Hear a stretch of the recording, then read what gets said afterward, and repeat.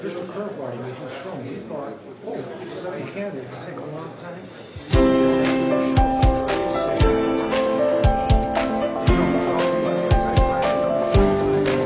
Okay.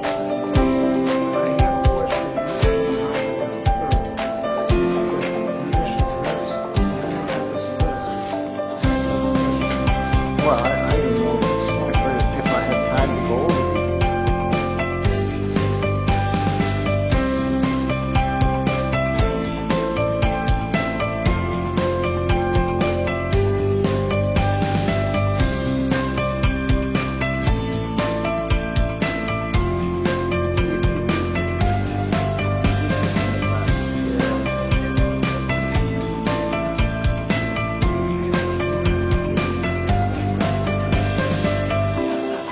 So tell me, No, see, so what did you?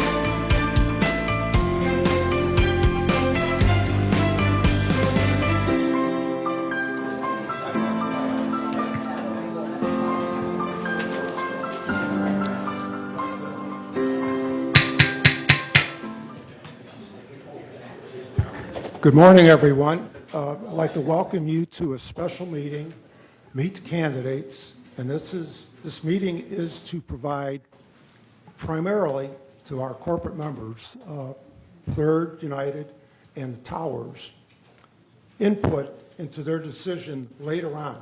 In fact, on November 12th, they are going to decide 3 positions that are open right now. Who is going to sit in those? And the candidates for those positions are supposed to be here, and I hope most of them are. And what we're going to do today is have a question and answer session, and they're also going to have opening and closing statements so that the corporate members primarily get a sense of who they are. Now, some of these people, to be honest, are sitting board members, so it's tough for people that aren't, but we're going to be fair here. We're going to be fair. Everybody deserves a shot, and so listen to what they say, but especially you corporate board members, listen to what they say. Now, that being said, there was one position which we'll talk about briefly. There were 4 positions open. We're asking people to get information about 3 of them. One of them has been filled already, and we'll mention that later. You're going to cover it. So with that, I'd like to acknowledge any media that happens to be in the audience. Do we have any Village Television or board members? If there are, great, thank you. Now, what I'd also like to say before we start is that this is not just open to people in this room. In fact, there's a Zoom link, and the Zoom link is, this is lowercase, US 06 web, web.zoom.us/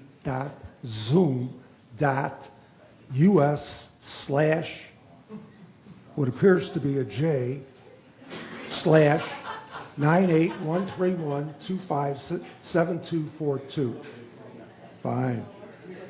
If that doesn't work, we have a telephone number for you, 1-669-900-6833.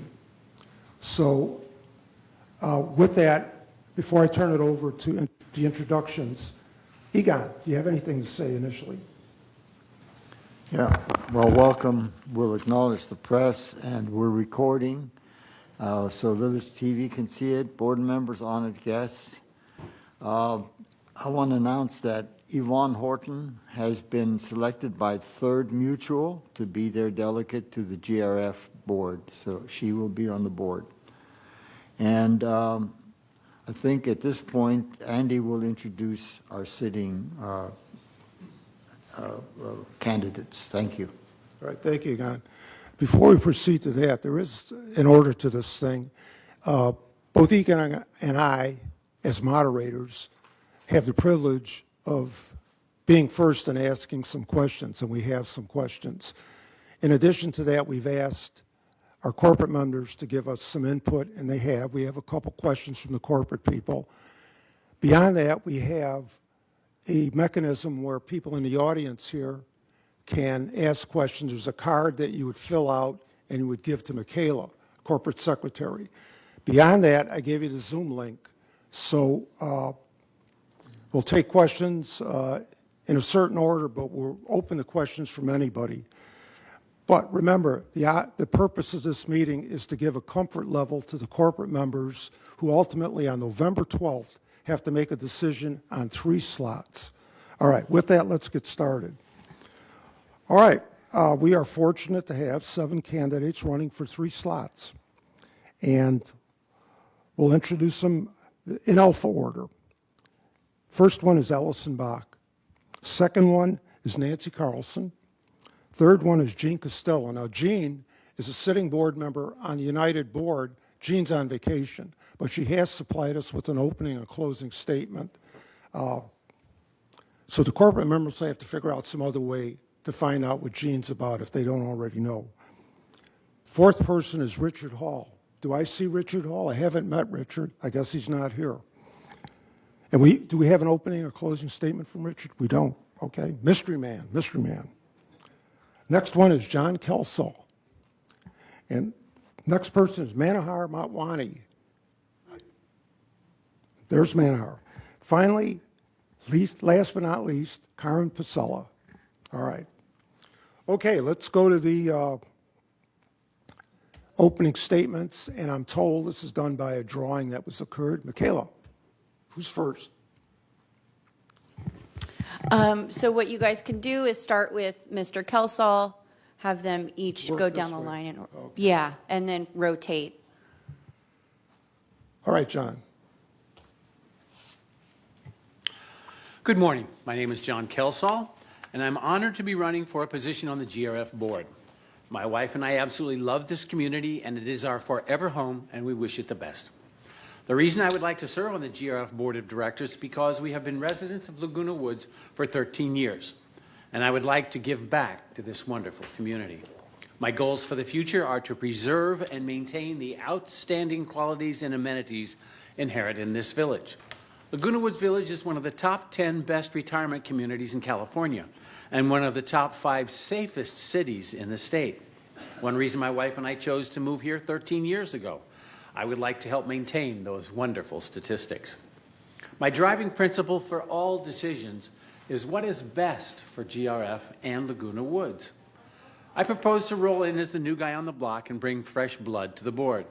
As a user of a wheelchair, I have a unique understanding of accessibility needs, which is absolutely important in a community that serves individuals ages 55 and older.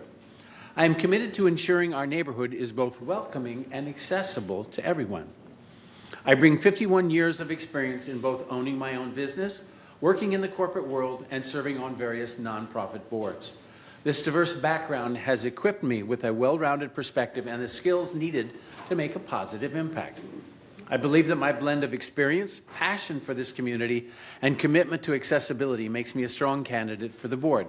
I would be honored to serve and work alongside all of you to make our community even better. Again, my name is John Kelsall. I would appreciate your vote. Thank you for your time and consideration. Okay, Nancy. Well done, John. Thank you. You're welcome. Hi, everybody. These are the auditions for America's Got Talent, right? I've been a United Mutual member and full-time resident for over 13 years. My community's welfare and interest runs deep. In 2023, United Mutual members elected me to that board where I served on multiple United and multiple GRF committees. July 2025, GRF appointed me an advisor to that board after I left United. I attend many GRF committee and board meetings, thus I am familiar with its current agenda and issues. My governing experience includes understanding committee and board meeting rules, etiquette, the committee work and recommendation process, including the professional relationships with staff. My village government experience included chairing United member hearings, its revenue committee, maintenance and construction, governing documents, preparing and hosting special topic town halls for our residents, and articles for the Village Breeze. My GRF committee experience has included maintenance and construction, building E, space planning, transportation, security, community, and gate access. Myself and a third director were GRF tasked to study village campus space use. The upshot resulted in our positive report of vacant, underused, and space use opportunities. As well, I studied approximately 13 years of architect and engineering reports that led to a recommendation, committee action, resulting in a defining study that's presently before the GRF board. Importantly, these roles provided me access and opportunity to meet and work with residents, staff, department heads, and other mutual directors. By listening, researching, investigating, collaborating, we were able to identify and hone issues for decision makers. I have over 50 years of professional experience in leadership, executive management, and consultancy for both for-profit and nonprofit corporations, professional associations, including as a county supervisor. My education in business, architecture, design, and law equipped me with skills regarding business, planning, budgeting, operations, contracting, assembling teams, and, importantly, creating new revenue streams. I take a collaborative approach. I seek and utilize data and take that approach to identify issues and find solutions. Thank you.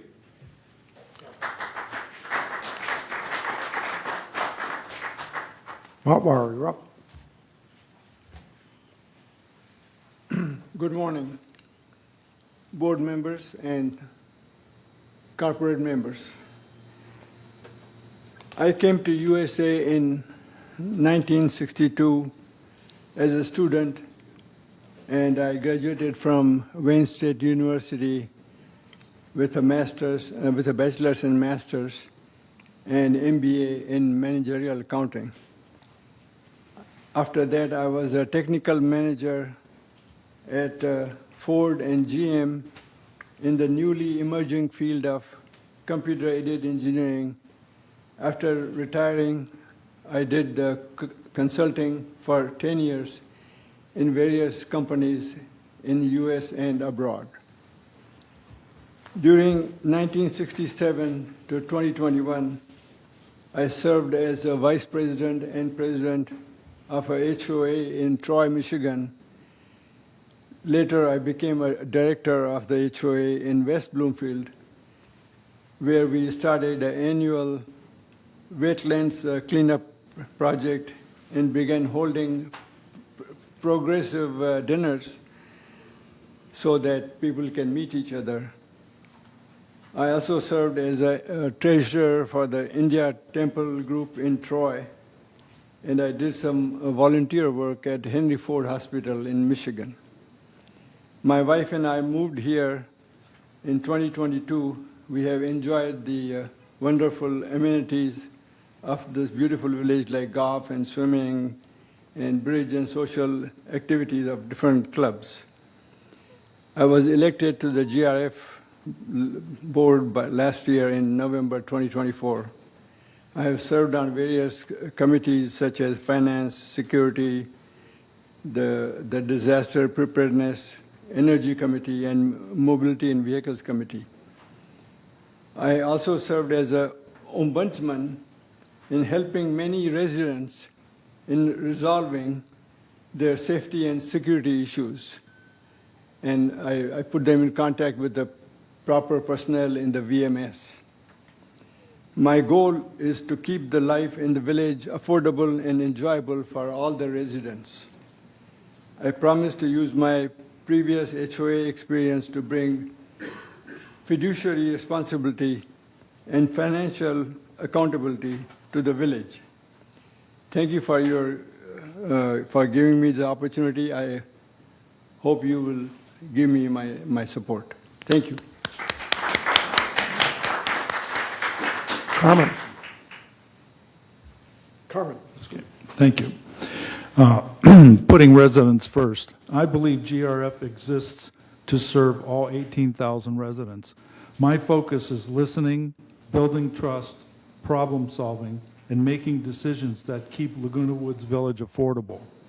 My key priority is to protect residents from runaway costs by carefully managing budgets and reserves, explore fair fee structures so that everyone shares the load without overburdening those who use fewer amenities, to explore cost-saving partnerships and smarter long-term planning, modernizing our village by supporting upgrades to technology, broadband, EV charging, and security systems, ensure that aging facilities and clubhouses are maintained for the future, to keep transportation reliable and sustainable, to avoid short-term benefit at the expense of long-term effect, strengthening volunteerism and governance, encourage more residents to step up as volunteers and board candidates, improve transparency so residents can clearly understand decisions that affect them, bridge generational differences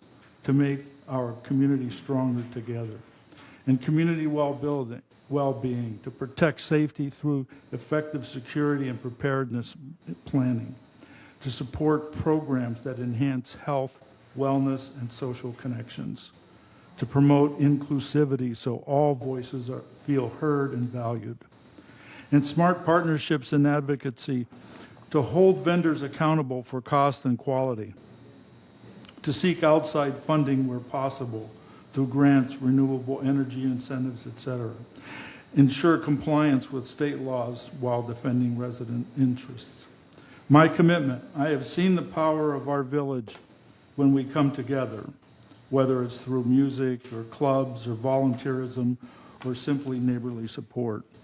As your GRF director, I will bring creativity, teamwork, practical problem solvings to ensure Laguna Woods Village remains a community we are proud to call home. My qualifications as a business owner for over 20 years in the fine art photo paper market, plus lifelong dedication to business performance as sales and marketing executive for capital equipment in the global marketplace, and as operations manager overseeing an annual budget of $250 million on import and export business. Thank you, and I look forward to working with you all. Thank you. Allison?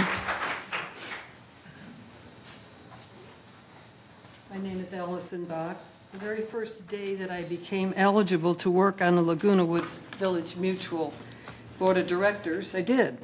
Since then, I've served as director and president of United, then vice president and president of GRF. I've chaired boards, served on many committees in both entities to deal with quality of daily life and the enhancement of property values. I've written volumes of newsletters and articles and responded to countless messages from members. Professionally, I earned my living in the financial sector as a stockbroker, marketing manager, and company officer for some of the best-known securities and insurance service providers in the private sector. When I retired early, I then brought that experience to the homeowners associations where I lived, in New York City and in Florida. In these, I served as board treasurer and president. Additionally, I volunteered at several not-for-profits. It was a privilege to participate in the launch and for 8 years in the operation of a worldwide foundation created by a former U.S. president. In Golden Rain Foundation today and tomorrow as I see it, I envision it being in sync with the corporate member partners, the mutuals. We know who elects us and helps to fill the coffers. We must jointly choose to spend assessment money on projects that contribute to the quality of life here and the investment members make in their homes. As trustees, we pledge to maintain and improve the assets of the trust, equitably benefit the biggest number of members possible, implement changes that fit into our community, create and deliver cost-effective and resource-efficient programs that comply with the fiduciary duties as trustees, and conform to legal requirements of the trust and all governing documents. Well, how to accomplish this? I believe it's by comprehending and studying the issues, engaging in serious problem solving, communicating early and often through open meetings and through the media, all media. Often that means more listening than talking.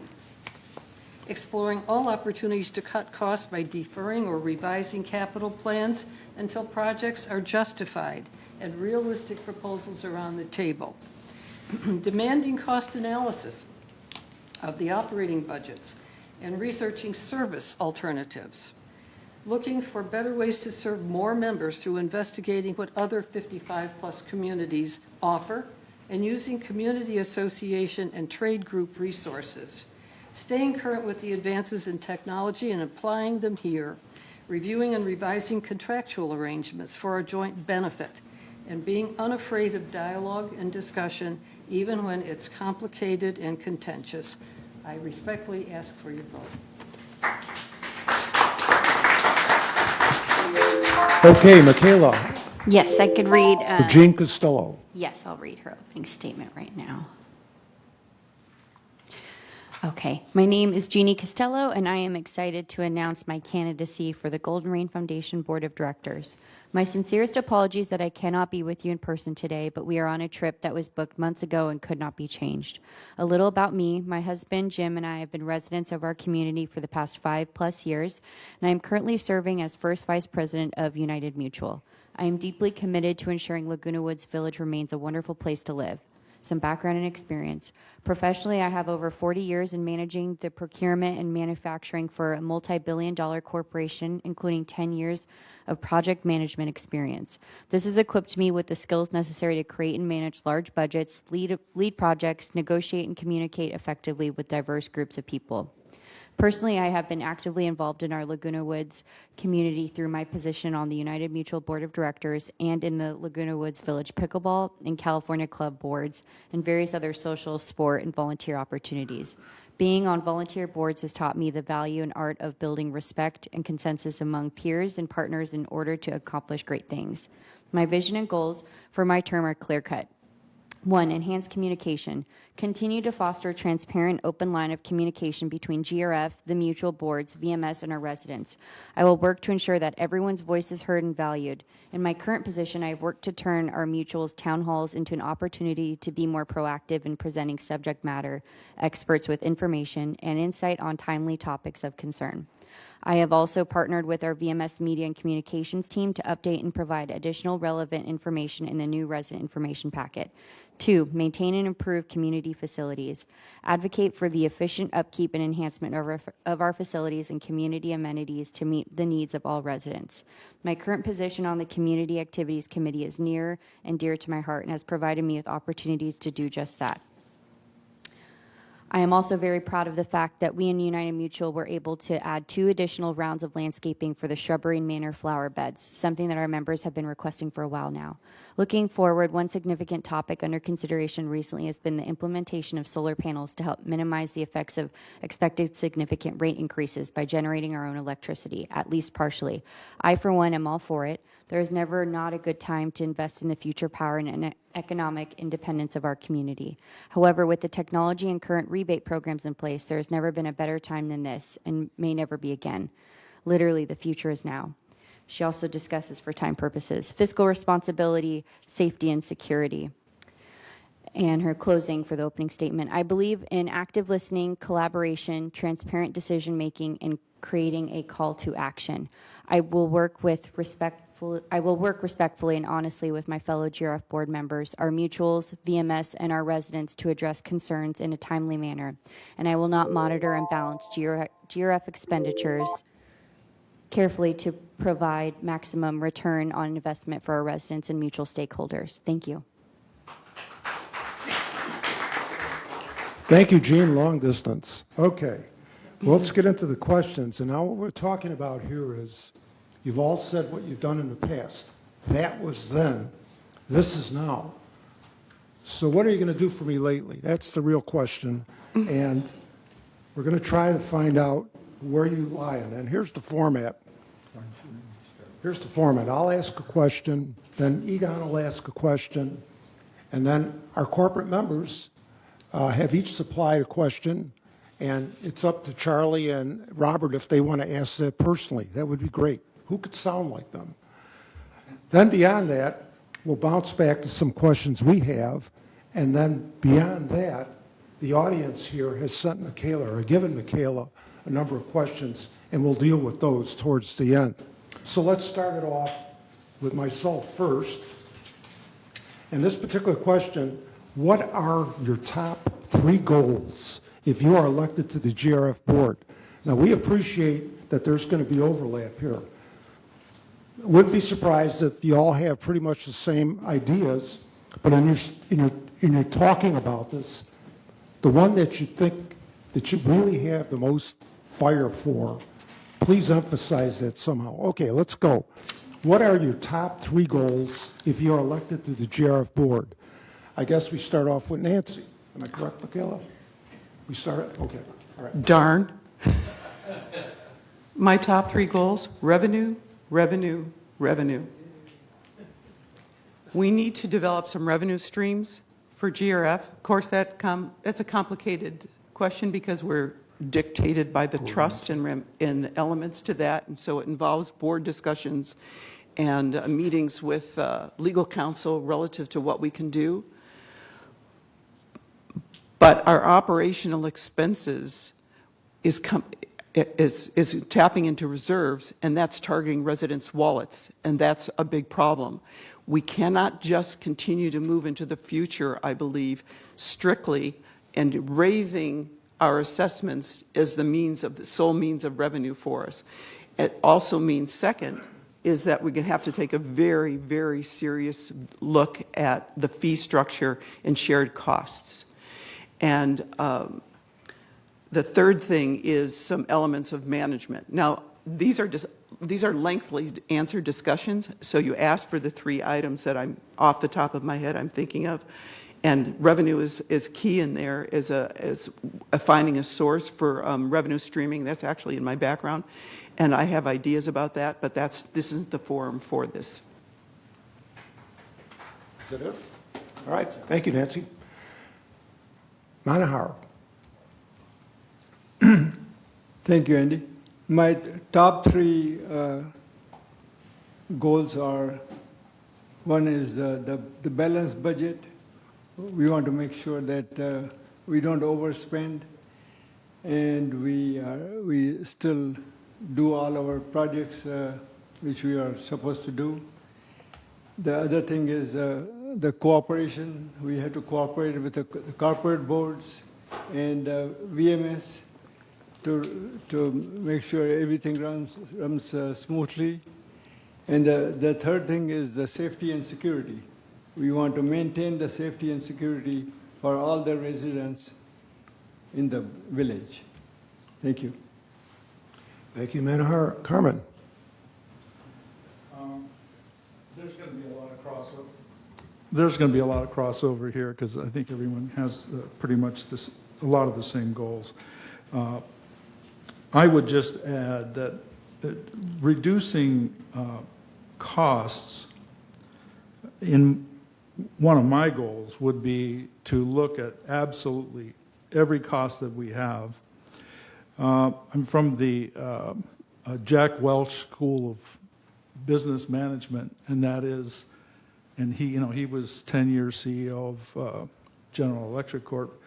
You can cut 5 to 10% out of any budget. Anybody can. Look at your own personal budget at home. So I would specifically look at that on the current side.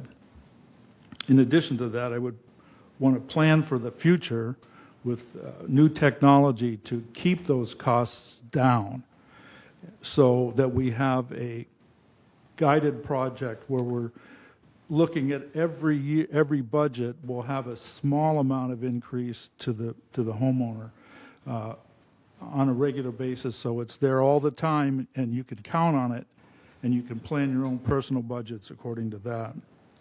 And then the third thing that I would do, and after talking to so many people in the village for so many years, is to enhance our customer service. And technically, each of our residents in the village they're a customer to the GRF. And it's in, the board must satisfy that customer in any way possible. And we have to spend time, money, and energy on that. So those are my 3 topics. Thank you. Ellison? First of all, been living with this for the last year, so my focus is a little bit different perhaps than what you've heard so far.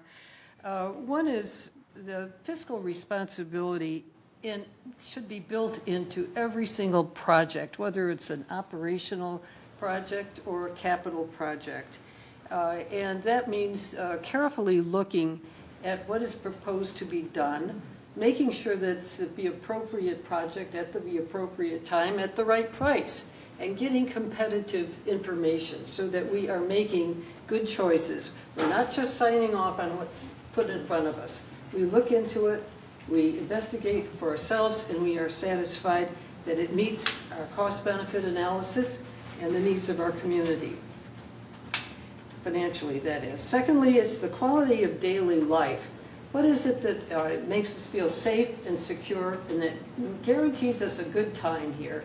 Are there enough things for us to do at every level of competence, of age, of capability to participate? Is there enough for everybody? Let's make sure everybody is appropriately served for their quality of life needs. And the third thing is preserving the value. Preserving the value of our assets. We have tremendous assets that are in the GRF trust that you are the beneficiaries of. Now, we have to make sure that those assets are protected, they're preserved, and they're enhanced. That takes a lot of work, and it takes a lot of research and decision-making. And there are some points of decision-making that we apply everywhere. Is it legal? Is it financially feasible? And is it to the benefit of most of the community? Thank you. John? Well, I have to agree with Nancy and also with Allison in that fiscal responsibility is probably our most important responsibility to make sure that we have a maximum return on investment, that we have the cost-benefit analysis that you had mentioned, and that we make sure that we are minimizing assessments where and whenever possible. Costs always go up. And as Nancy mentioned, we need to find revenues. Where can they come from? Where are opportunities for us to benefit the community? The second one I have is safety and security. This is the 5th safest city in California. I want to make sure we keep it that way. There's rumors running around now about gate security and all that sort of stuff. Most of them are false. Okay, don't. Anyway, my opinion. But we need to have the safety and security of the community, since we are one of the 5 safest communities in California. And the last one I have is collaboration with other mutuals. We need to work together for the common benefit of Laguna Woods Village and its residents. We work for you. You are our boss in telling us what you feel you need and what you want. Our responsibility is trying to figure out the financial best way of achieving that goal and benefiting everybody. My underlining principle is, again, it has to benefit everyone. It can't just be one group, one club, one this, one that. It has to be for all. Sometimes that means we have to squeeze a little bit and it hurts a little bit. That's life. That's the world.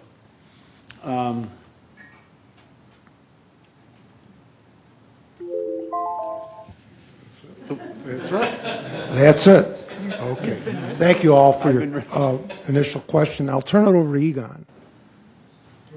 And we'll be starting with Manahar, Egon. Yeah, I know. I'm going to try to remain practical. What do you think is the proper relationship between the GRF board and the operating company VMS, Manahar? Well, officially, VMS works for GRF, Yes. but in actuality, we had to be practical and we had to work with them to improve the life in the village and make sure that we don't overspend the budget, but also give the proper service to all the residents. So it has to be a cooperative approach. Thank you. Carmen? Would you like me to okay, repeat thank the you. question? No, I have the question. Okay. Okay, so the relationship between GRF and VMS. The best way to describe it is, this is a team, and it's a team effort, all the way from all of the boards combined with, and VMS is included in that. But GRF is the trust, and we operate from the trust document. And VMS is to implement that trust. So our relationship has to be tied together. There can be no division between the two, period, end of subject. Whether it was VMS or the previous arrangement, they still had to work together as a team. So my vision is a team, GRF and VMS together, working together to implement the trust. That's all I have. Thank you. Allison? Well, this is a complicated subject.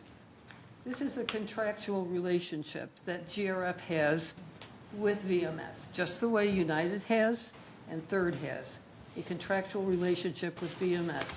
They are a service provider, a management services provider for us.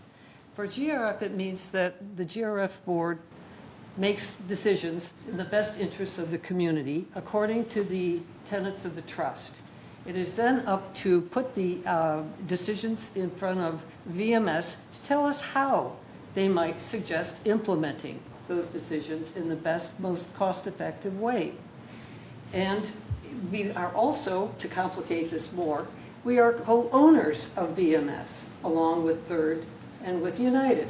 So we are contracted and we are owners. This is extremely complicated. And we have taken in the GRF board over the last year a very analytical approach to recommendations that come from VMS. We take the time, we take our responsibility seriously to look at what they suggest, not rubber stamp it just because it came up, but to do our own research, make our own decisions, and sometimes they have to go back to the drawing board until we're satisfied that it's best for you. Thank you. Thank you, Allison. John, do you want the question again? No, I'm good. The GRF trust is the controlling document that overshadows and guides where we need to go and how we need to function. As Allison said, VMS is a sub-corporation under GRF. So GRF is the overall guiding, but the VMS is the boots on the ground. So we need to have a collaboration between GRF and VMS as to the VMS is on the ground. They see, their eyes, they're the ears. They can tell us what needs to be done, what's important, help us prioritize the fiscal needs of the community.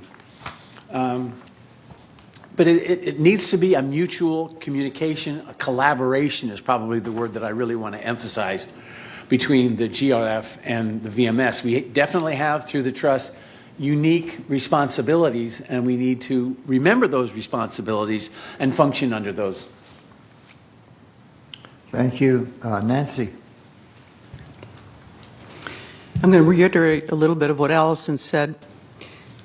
We're a common interest development. We have 3 mutuals that own all the assets. It's impractical for United, Third, and 50 to be managing the facilities, the land, and so on and so forth. So 60 years ago, and for other reasons, to get FHA loans and so on and so forth, they formed a trust. The trust is a contractual relationship between the 3 mutuals. Mutuals tend to their business, and GRF handles all these amenities and facilities and so on and so forth. The trust documents, the legal document, dictates, it's not an option, it dictates that we have a professional management company. They don't care who it is. That's our decision. The corporate members decide who will be our management company. That comes with performance evaluations, all the typical things that any management company is subject to. Because while we own them, we are still their client. GRF is not a charity, it's a nonprofit. VMS is a nonprofit, but it's beholden to serving the needs of the mutuals and the needs of GRF, which are really the executive functions, meaning executing that. So our relationship, if the question is what is our proper relationship, I believe I've defined it as opposed to saying what it should be. It's spelled out for us. Thank you, Nancy. Andy, go ahead with the next question. Thank you all. Next section, briefly, we're going to go literally to the horse's mouth. And I don't mean that, and I do mean it. We're going to go to the horse's mouth on this. I have 2 questions. I could read them, but I'll give the corporate presidents who are here the chance to read them in their own style. Robert, are you game? Robert here? Are you game to ask your question? Let me give you a little background on this question. Over the past year, to give you a baseball analogy, GRF is batting 0 for 3. We had 3 big issues come up, and they're not the only ones. We were highlighting 3 big issues, and 2 of them the corporate members rejected outright, and the 3rd one got rejected because of wasn't an input. So batting 0 for 3. Robert, Well, go you ahead. basically took what happened was Andy contacted me and he contacted Charlie as president of United and asked us to submit questions to him. I didn't know that you would ask us to come up. That was not part of the arrangement, but okay. Here was the question as I specifically submitted it this morning to Andy. In the past year, 3 proposals have been brought forward by GRF, 2 of which were rejected by corporate members and 1 rejected by the community at large. If elected, how do you propose to gain the support for proposals from both the corporate members and the community? All right, there you go. Clear enough? Everyone understand? Carmen. That was clear as mud. I had to do that because what Robert just brought up is probably one of the most important aspects of what we're to do here. If we get rejected on a proposal, there's a pretty good reason why it was rejected. Probably not enough conversation or enough commitment to get to a positive point, and you just out of hand just slap it down. I've seen that happen so many times, which is why I'm here. I'm running because I see that there's so much opportunity where we can get together and make things happen versus everyone being in their own silo and coming up with their own suggestion or their own ideas. And it happens in business all the time. I mean, it's every single day, especially if you own your own business and you've got payroll to meet and you've got huge responsibilities. There is no time for bickering. You have to sit down, work it out, and come up with solutions. So I hope that answers your question. The objective is to work together. As I said in my opening statement, this is a team.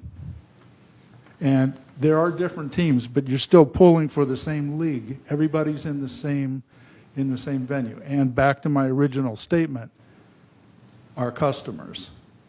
We have to keep our customers forefront in mind. That's the objective, end goal objective. Think of the customer first. That's it. Thank you, Carmen. Ellison? It's a really good question. I would turn it around and say, what have we learned from that experience of the special election or the special members meeting that rejected those proposals? I think what we have learned is that information has to be put out early. It has to be correct. It has to be comprehensive. It has to be shared. There has to be more information out sooner and more conversations about what kinds of projects are proposed and why they are important to everybody, why they make sense. So communication and information early and often. Secondly, projects need to be somewhat more detailed. They can't be so broad that people say, I don't know what you're talking about, but hell no. Don't want to do that. They have to be more specifically defined so that people can say, yeah, I understand that. I understand how it would work. I understand how it would benefit. Or not. So that's another thing that was learned. Another thing is that we have to be sure that we don't let other issues cloud the decision that's on the table. Or we understand that those issues are the issue on the table. For example, money. We had to understand that people in the village were very concerned, and directors were very concerned about the size of the fiber infrastructure project that was going on and what it would do to our reserve levels. So that might have meant, if we understood this more clearly, that we probably were not going to have a lot of support for other smaller projects, but projects that were big enough to impact those reserve levels. So those are the things that were learned from that, and those are the things that I would do differently. Thank you. Thank you, Ellison. John? Well, I think we've got several things that need to happen here. If it's an easy issue, that's easy. Everybody's going to accept it. The problem is when we have some kind of a conflict or misunderstanding. And that brings me to the importance of accuracy, explain clearly, clarify, support, and justify.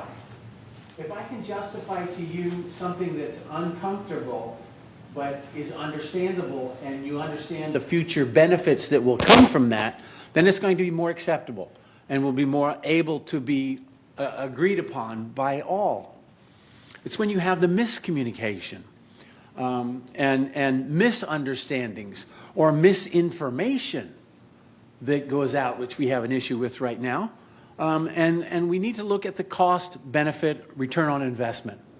If I can explain to you there is a long-term benefit to this, then just as we do in our own homes, we're going to bite the bullet and we're going to find a way to make it happen.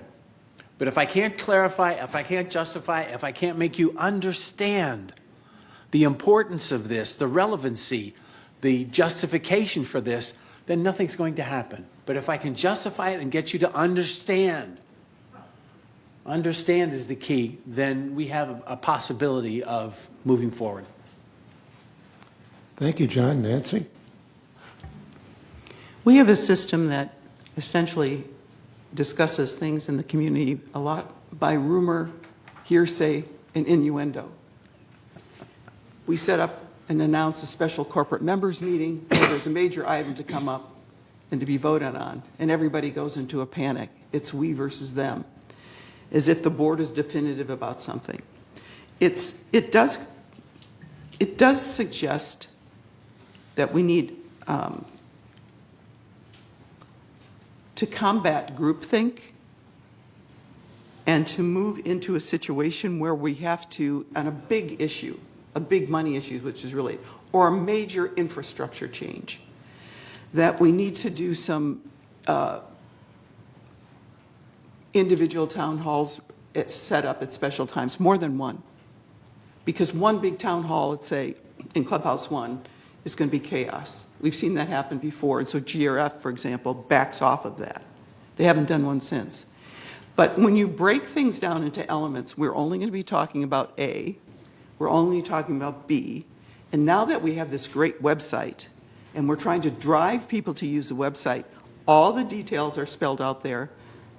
Don't rely, I'm indirectly saying, don't rely on what your neighbors are telling you or how to vote or what this is about.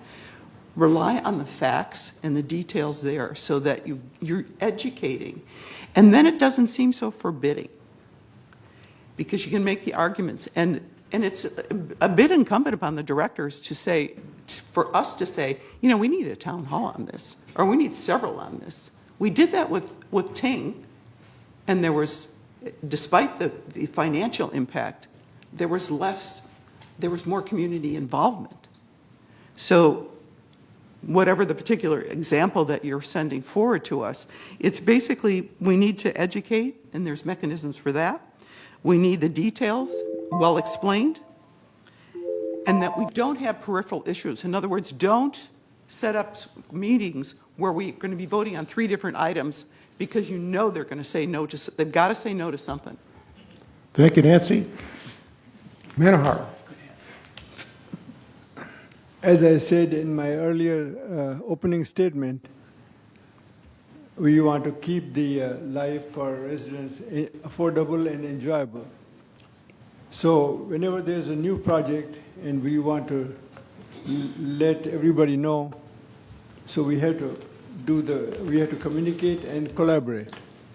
Those are the 2 main processes available to us so that we can inform the residents as well as work with the corporate boards. So we got to have a town hall, as Nancy said, and show you the cost and benefit so that we can make a proper decision and go with that. Thank you. Thank you, Manohar. And that concludes the answers to the 3rd question. Now, same thing is offered to Charlie Prater. How about I answer a question, ask a question now? Pardon? Let me ask a question now, okay? Well, okay. We wanted to give United a chance to ask a question first. Pardon me? United. 3rd asked a question. Go ahead. Okay, all right. Charlie, are you willing to come up and say what you said via email? Uh-oh.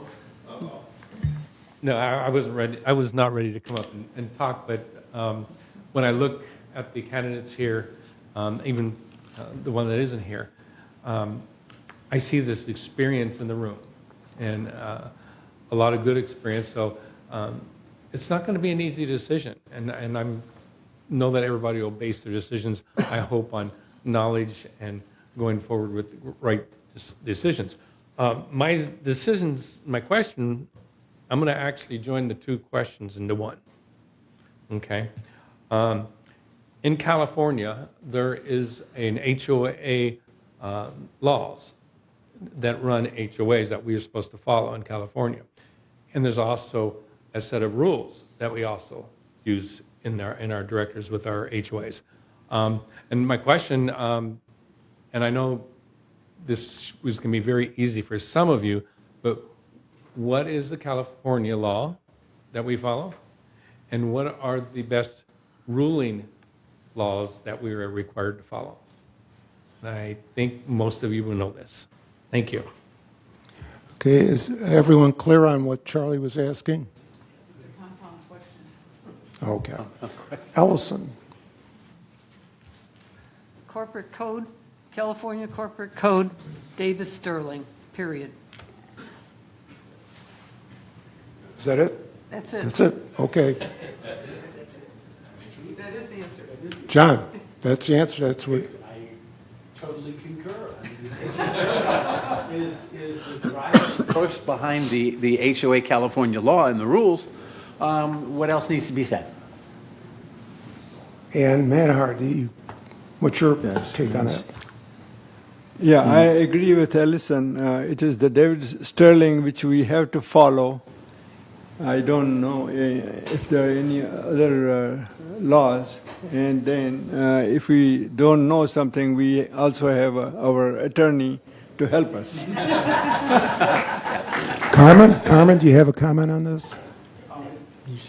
Yes, of course, it's David Sterling, but included in that corporate directive that we have in California, it's a probate issue. And so that's the key legal context of our corporate documents. So we're all operating under probate. And I mean, it's 40 pages long. I think I read it 3 times in the last year. That's where we are. So Davis Sterling and probate. State of California. All right, thank you. Well, Egon is now going to ask. Wait a minute, you haven't asked Nancy. Well, the answer, the answer, I think we in consensus about it, is Davis Sterling. It's a corporation code and the subsection, the probate code. Okay. All right, so it says here, ask each candidate this hypothetical question. By the way, I had my questions generated by Chat GPT because I wanted to get a little more depth than how. And so it says here, ask this hypothetical question and then ask them, and this is what I want you to do. Go through your thinking after you give me the answer. Our operating company proposes a $200,000 equipment replacement that's within the budget, but half the items still have usable life. The facilities manager supports full replacement of all items, while financial staff recommends deferring half the cost. How would you approach this decision? What would you recommend?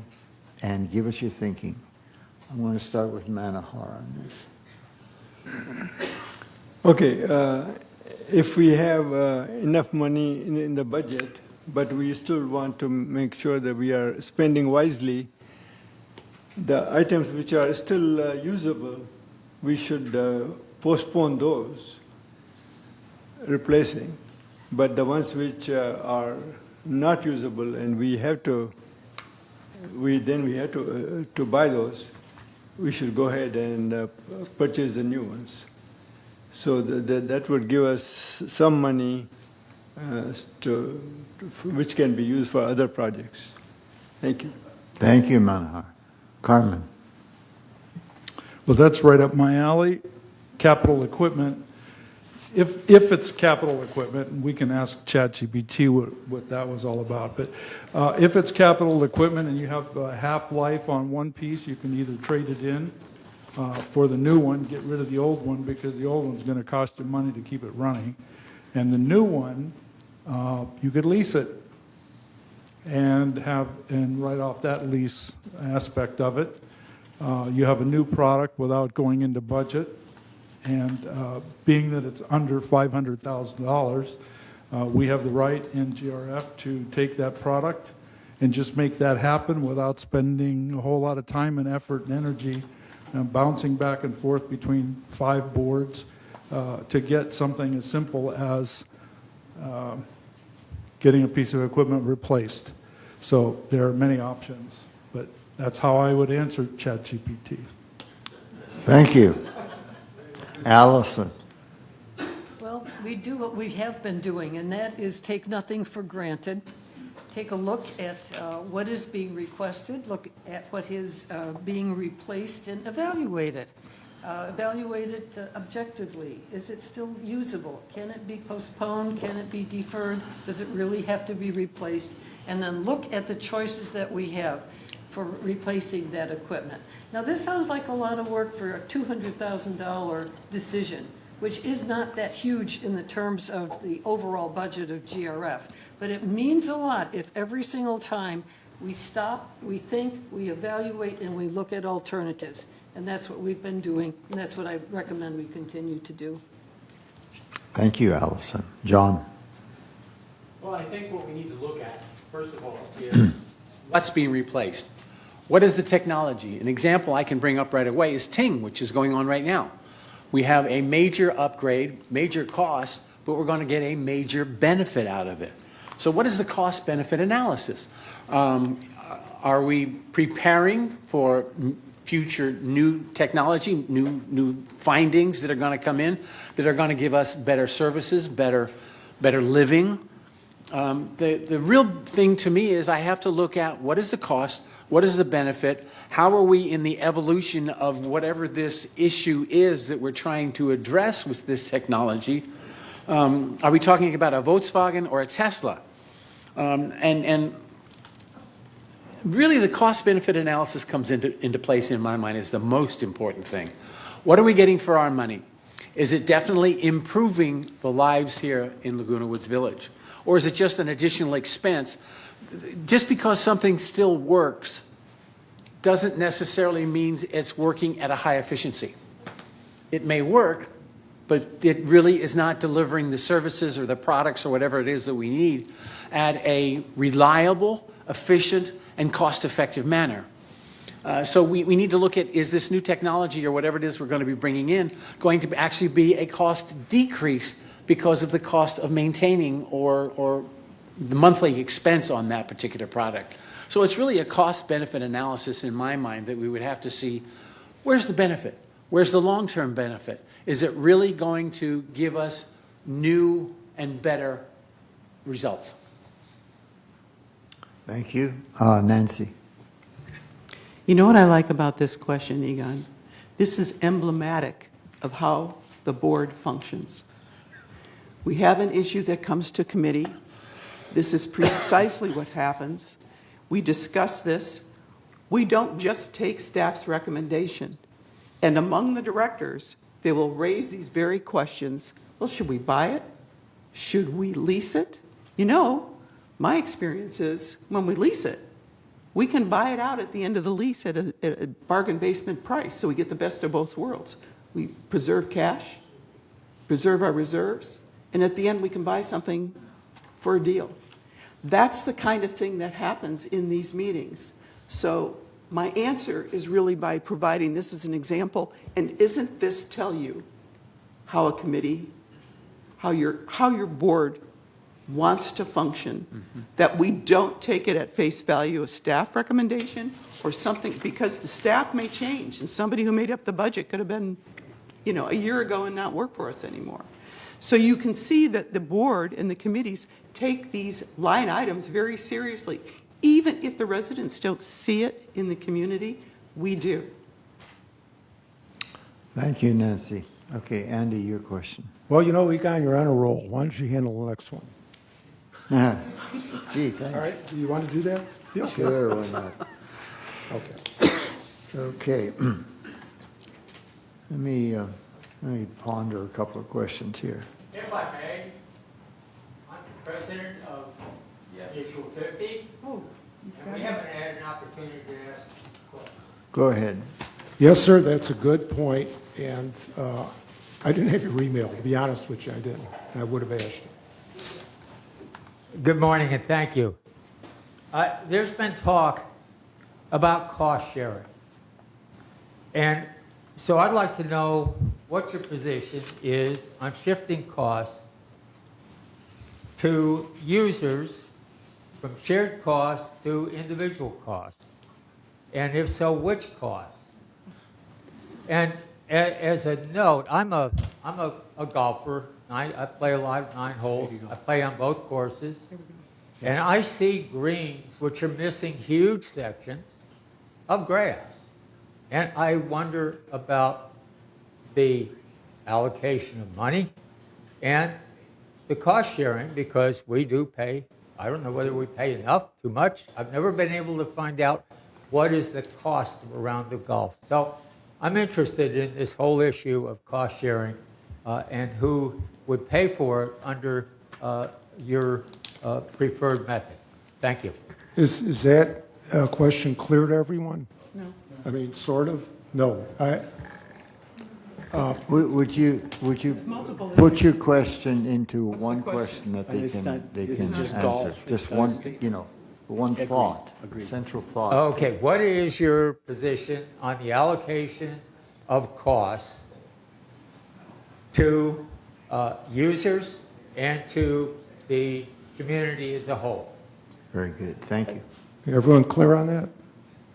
No? No. Still not clear, still not clear. Sorry about that, but hey, communication is the most important thing. Maybe I'll get it better on the third time. Okay. We have many recreational facilities here, and each of those has an attendant cost. There has been talk about shifting the cost of using those facilities, possibly from a shared cost, which is shared equally by all of the units in the community, to the individual users. So individual users might be golf or pickleball or tennis or dancing or whatever it is.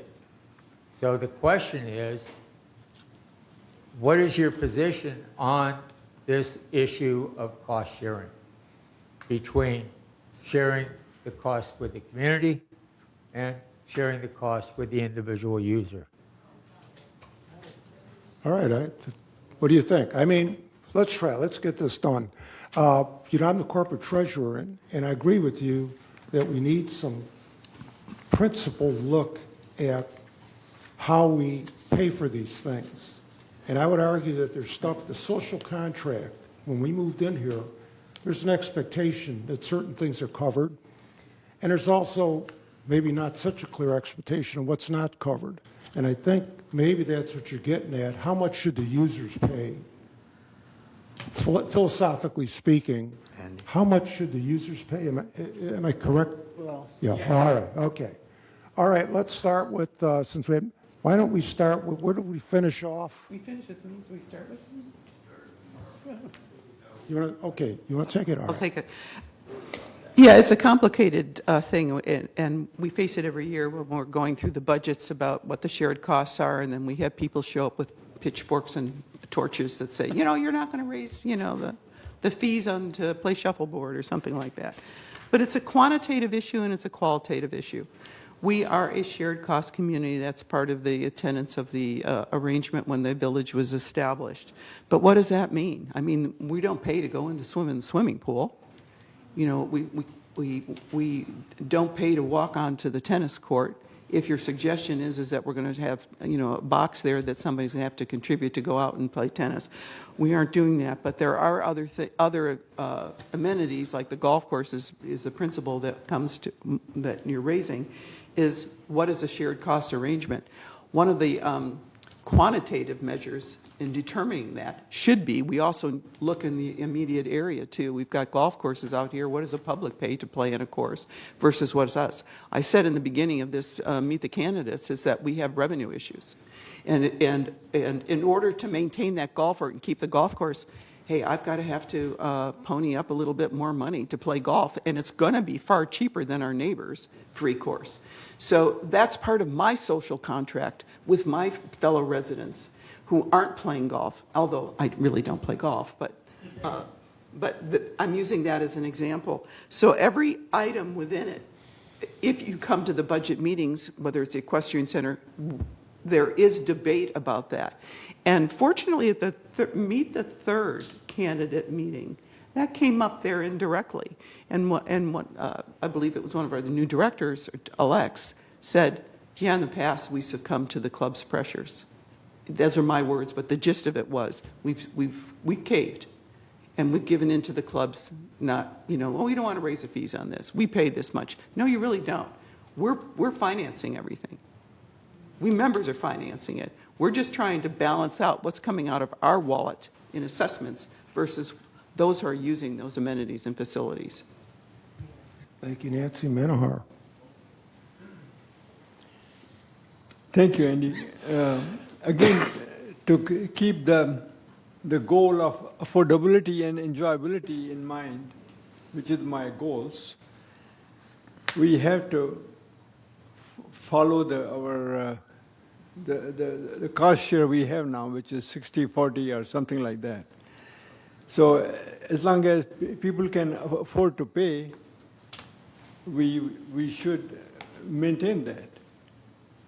So we don't want to overcharge and make it so expensive that they won't play. Like, maybe if we increase the cost for the golf so much that they won't even bother to go.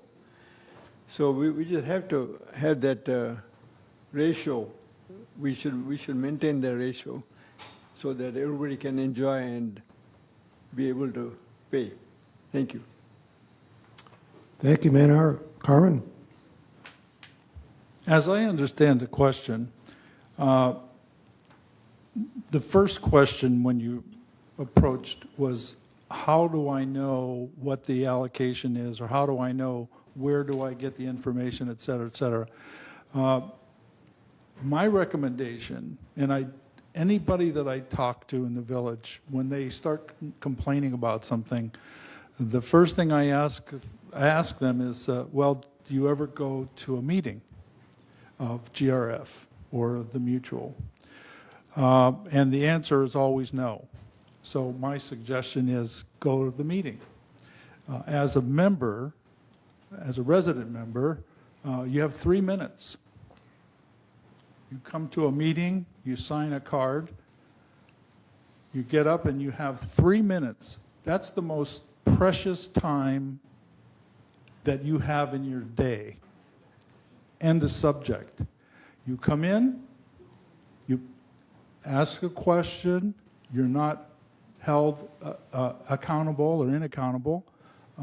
You state your question, and most importantly, at the end of that round of member comments, the board, if they choose, each director, they can respond to you and answer your question in detail. I mean, these boards are made up of some of the brightest people that I've ever met. You present them with a topic in your 3-minute member comment, you'll get a response, and you'll get a good response. And if you don't like that response, come back next month and do the same thing.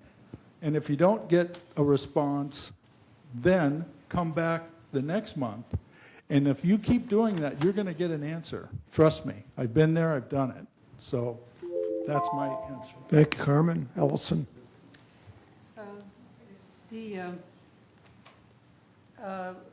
The budget in 2025 allocates every single month, $49 of your payment to GRF goes for recreation, $49. And that covers the gamut. Some things are free, completely free. Almost everything in Clubhouse 4, for example, the arts and crafts and so on, the studios, yeah, you pay for your materials and your bit of membership and your locker fee and so on, but those are fully supported. Others, activities and amenities are supported in part by member fees. You pay to play. You pay when you go and use it because you are the exclusive user of that in that moment. And especially if it's your private property that is being maintained or serviced by an amenity, it's no more than fair that you pay more for that, I would think. If you look on page 181 of the Green Book. The Green Book is the big spiral-bound book that is printed every year that shows all the budgets. Page 181 will show you exactly for the percentage participation by owners versus the community as a whole in each of the recreational activities that we sponsor. Is that right? Is that good?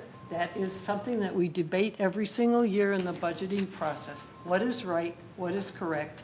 and what is equitable to all. Some people use nothing. They never used anything here in the community in the way of recreational facilities. Other people are very heavy users of them. So what is fair? Yeah. The concept is the social contract that Andy mentioned, that this will be provided, and it's up to you to either play as you wish, and when it's your time to pay more, that you do so. So that's my response to that question. Thank you, Allison. John? Well, we've just identified the elephant in the room. This is probably one of the most difficult questions that any board is constantly faced with. How do you balance satisfaction of your client and an efficient cost basis for it? I'm a very firm believer in zero-based budgeting. What that means is you start at zero, and then you justify everything above that, every dollar that's spent above that.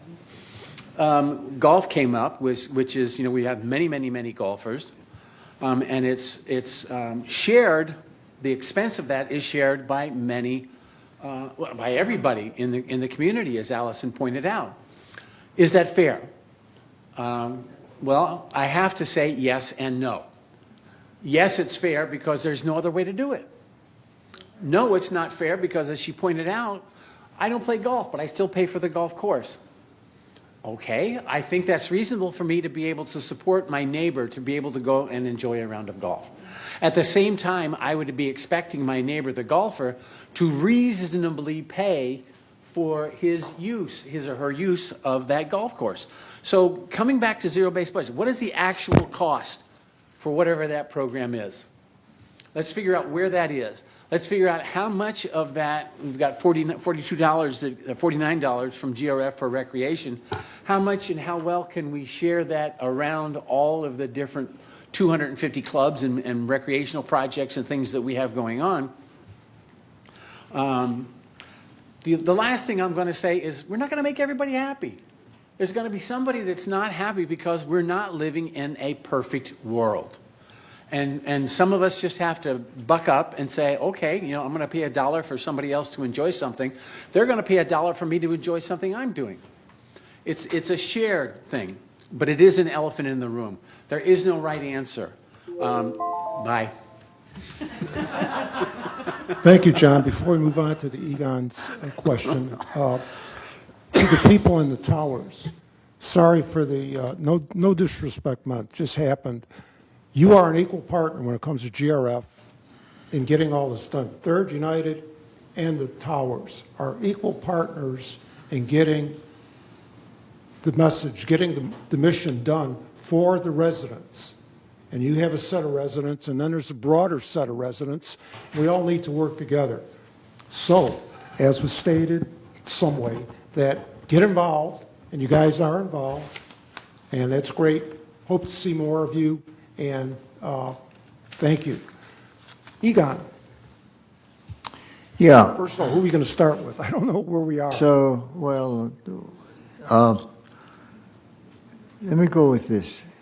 If two board committees give you conflicting recommendations, what steps would you take to resolve that? Look for the systematic problem solving that we're looking for in that. I'm going to start that with Carmen.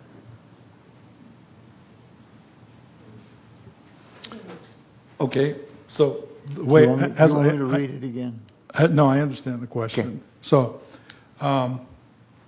typical conflict. Two people disagree with each other.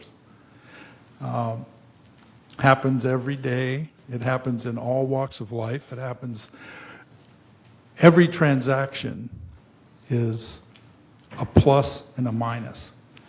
And the only way that, and there's no 100% guarantee answer to this, but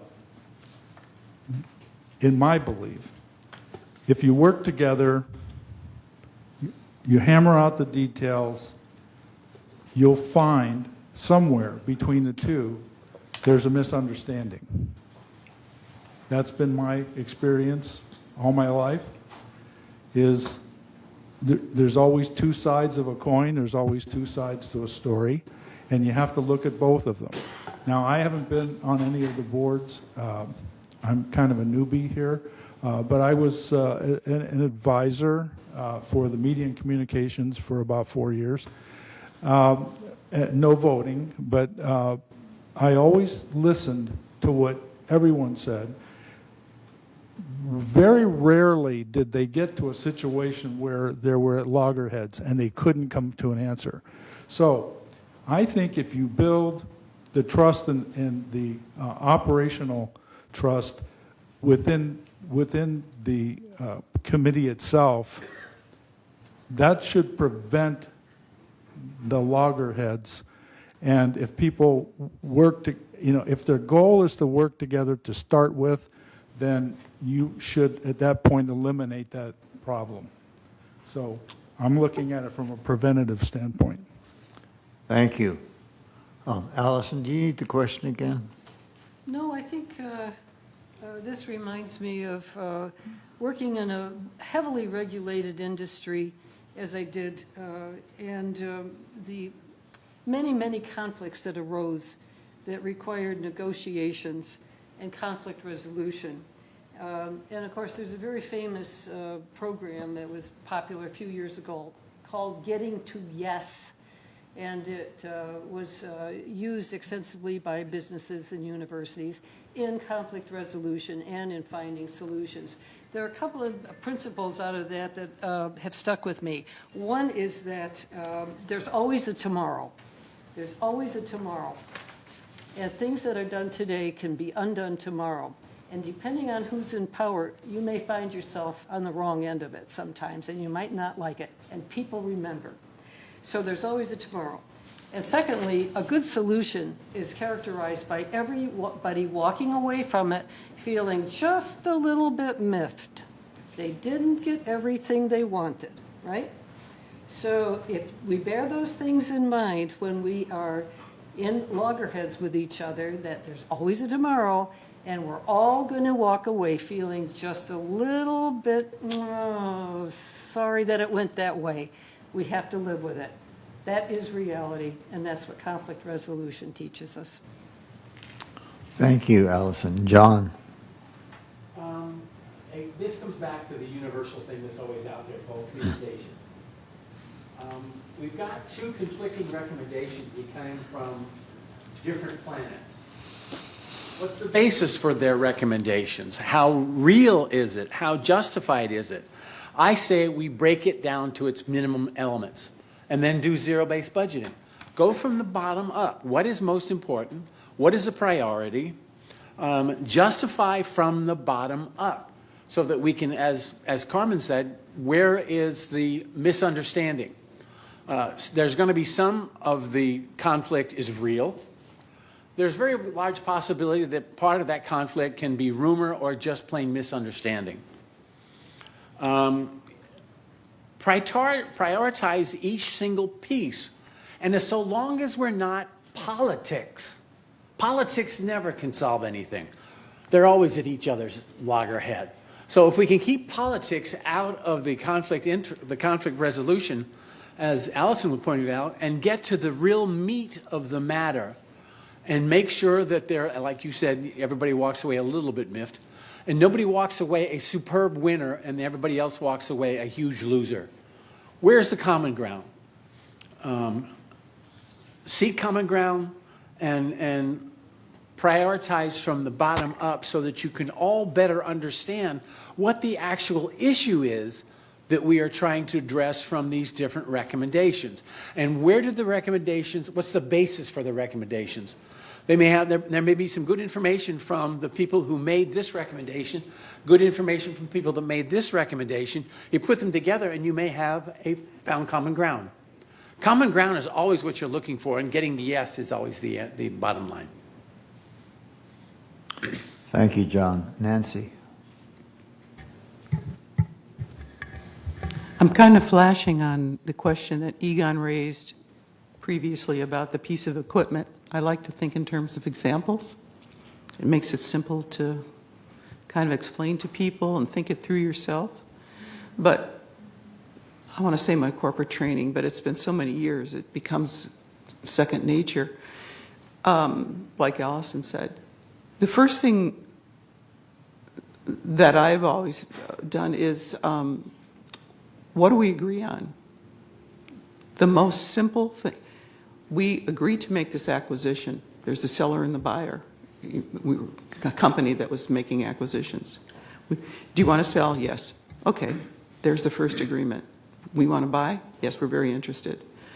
And then each element that's, quite often the conflict gets derailed and you are working together on making the transaction happen. In the equipment event, I see almost the same scenario playing out. I picture that's the maintenance and construction and finance. Finance says, oh, we don't want to spend this money. Equipment says, hey, we need this new piece of equipment. And then it says almost the example that we had earlier this morning, which is, yeah, we need this piece of equipment, okay? We agree that you need to replace the piece of equipment. Now, how are we going to do it? Are we going to buy a used piece of equipment? And then the pros and cons come forward. You find yourself working together to a solution without recognizing that you're working together on a solution. Now, that doesn't necessarily in principle apply to everything, but a lot of things in life boil down to something as simple as that. And then you each walk away with some win and not necessarily the whole win, which is what Allison's pointing out is true. What you feel bad about, you don't feel as bad about. But the most important part is that you feel you've been involved in the process and someone hasn't overruled you. And that's where the resentment comes in. Thank you, Nancy. Manahar. I would use the principles of project management to resolve this. I would call a meeting for all the people concerned, all the board members or who are involved in this conflict, and have a meeting and go through cost-benefit analysis. See what is the best possible approach, so that it will make sure that all the people are happy and we are not spending out of the budget. So again, keep it enjoyable, affordable. That's my motto. Thank you. Thank you, Manahar. Andy, your question. Okay, shift gears a little bit here, and even though this might sound like a softball question, I'm trying to get a little more on this as to how our candidates feel, not how they appear to feel. So my question is, which current GRF committees are a good fit on paper for your specific experience and why? That said, which ones would you prefer to be on if different than that and why? So, okay, on paper, for example, you look like a perfect treasurer. I'm the treasurer. I get accounting background. But you don't want to be treasurer. You've done that and you want to move on to something else. You have an interest in, say, M&C, which is more of an engineering thing. You get what do you get what I'm getting at? Candidates, I'm asking you, on paper, where do you fit? But in reality, where do you want to go? And we'll start with Ellison on that. Well, is there a committee for good times, dancing, square dancing, that sort of thing? If there's a committee for that, I'm up for that.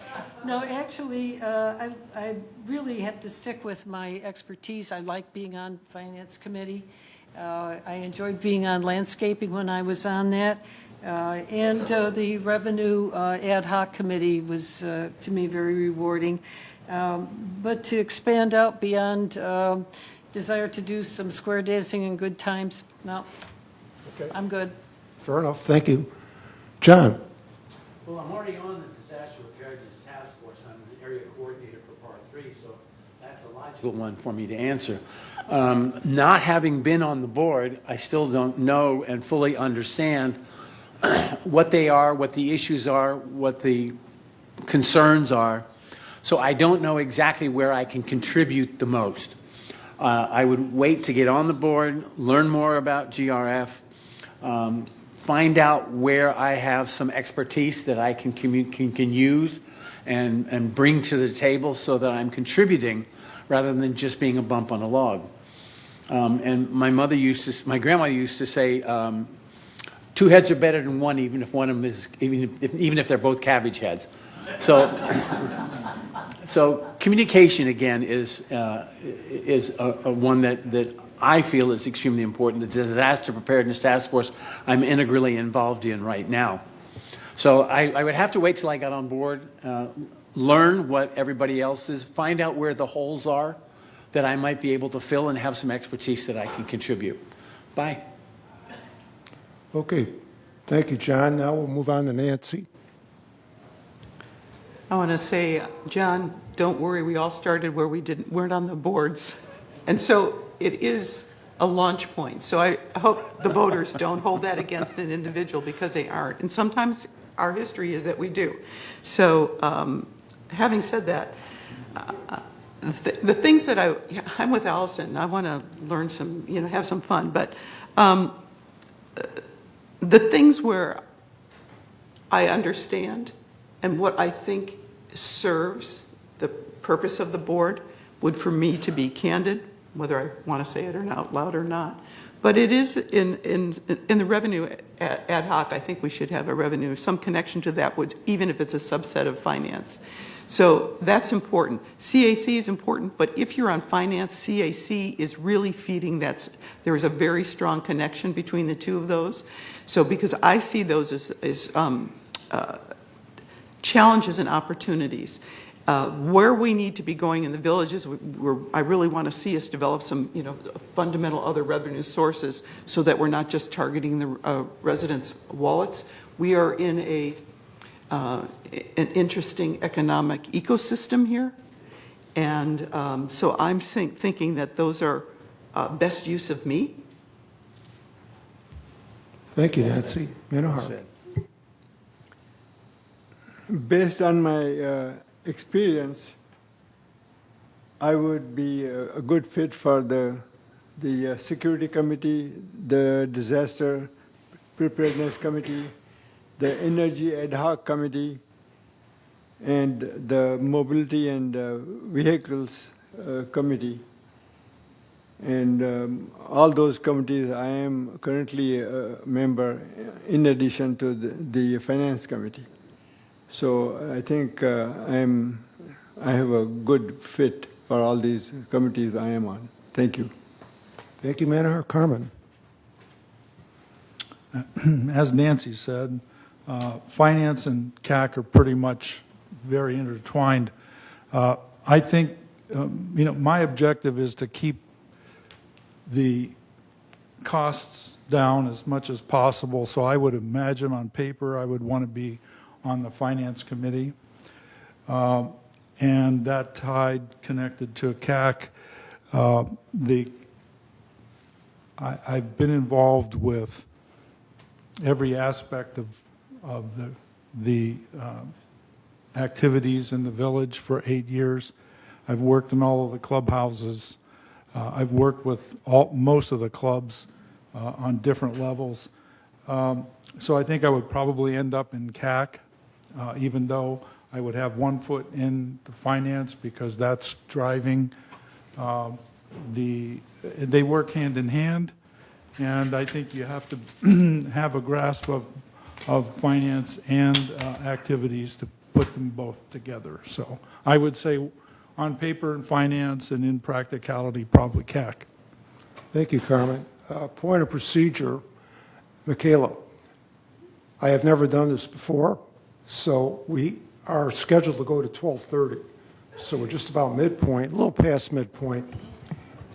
Do we, especially the candidates, want to take a 10-minute break for whatever, and then we'll come back, and it looks like we'll start with the audience questions. Sure, and then around, let's say 12:15, I think we could, 12:10, we could start closing No, we're statements. still 11 o'clock, aren't we? Right, so, yeah, so around 12:10, though, we could start the closing statements for all the candidates. Okay, it's 11:10 right now. Why don't we plan on coming back at 11:20? Sure.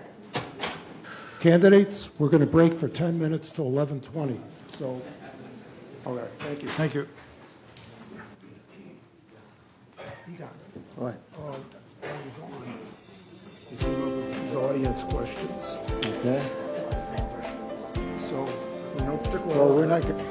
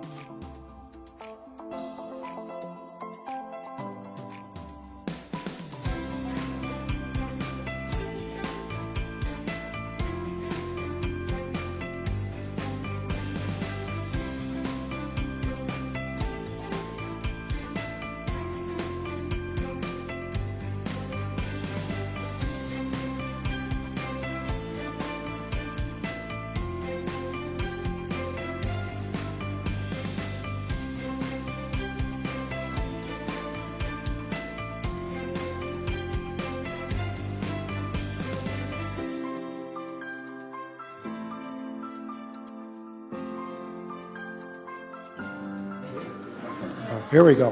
Hello, everyone. Welcome back. We're on the tail end of our meeting today. Nancy, John, we're all back. We're on the tail end of our meeting today, and we've got some closing questions, and then after that, we'll have closing statements and a wrap-up. And to handle the closing questions, I'm going to turn it over to Egon. Well, we'll ask about 3 questions and see where we are at that. So the first question is going to be this. What one item that's not necessarily very expensive can you think of that you would like to see implemented that would improve the village life or look or anything in general? And I'm going to start with John on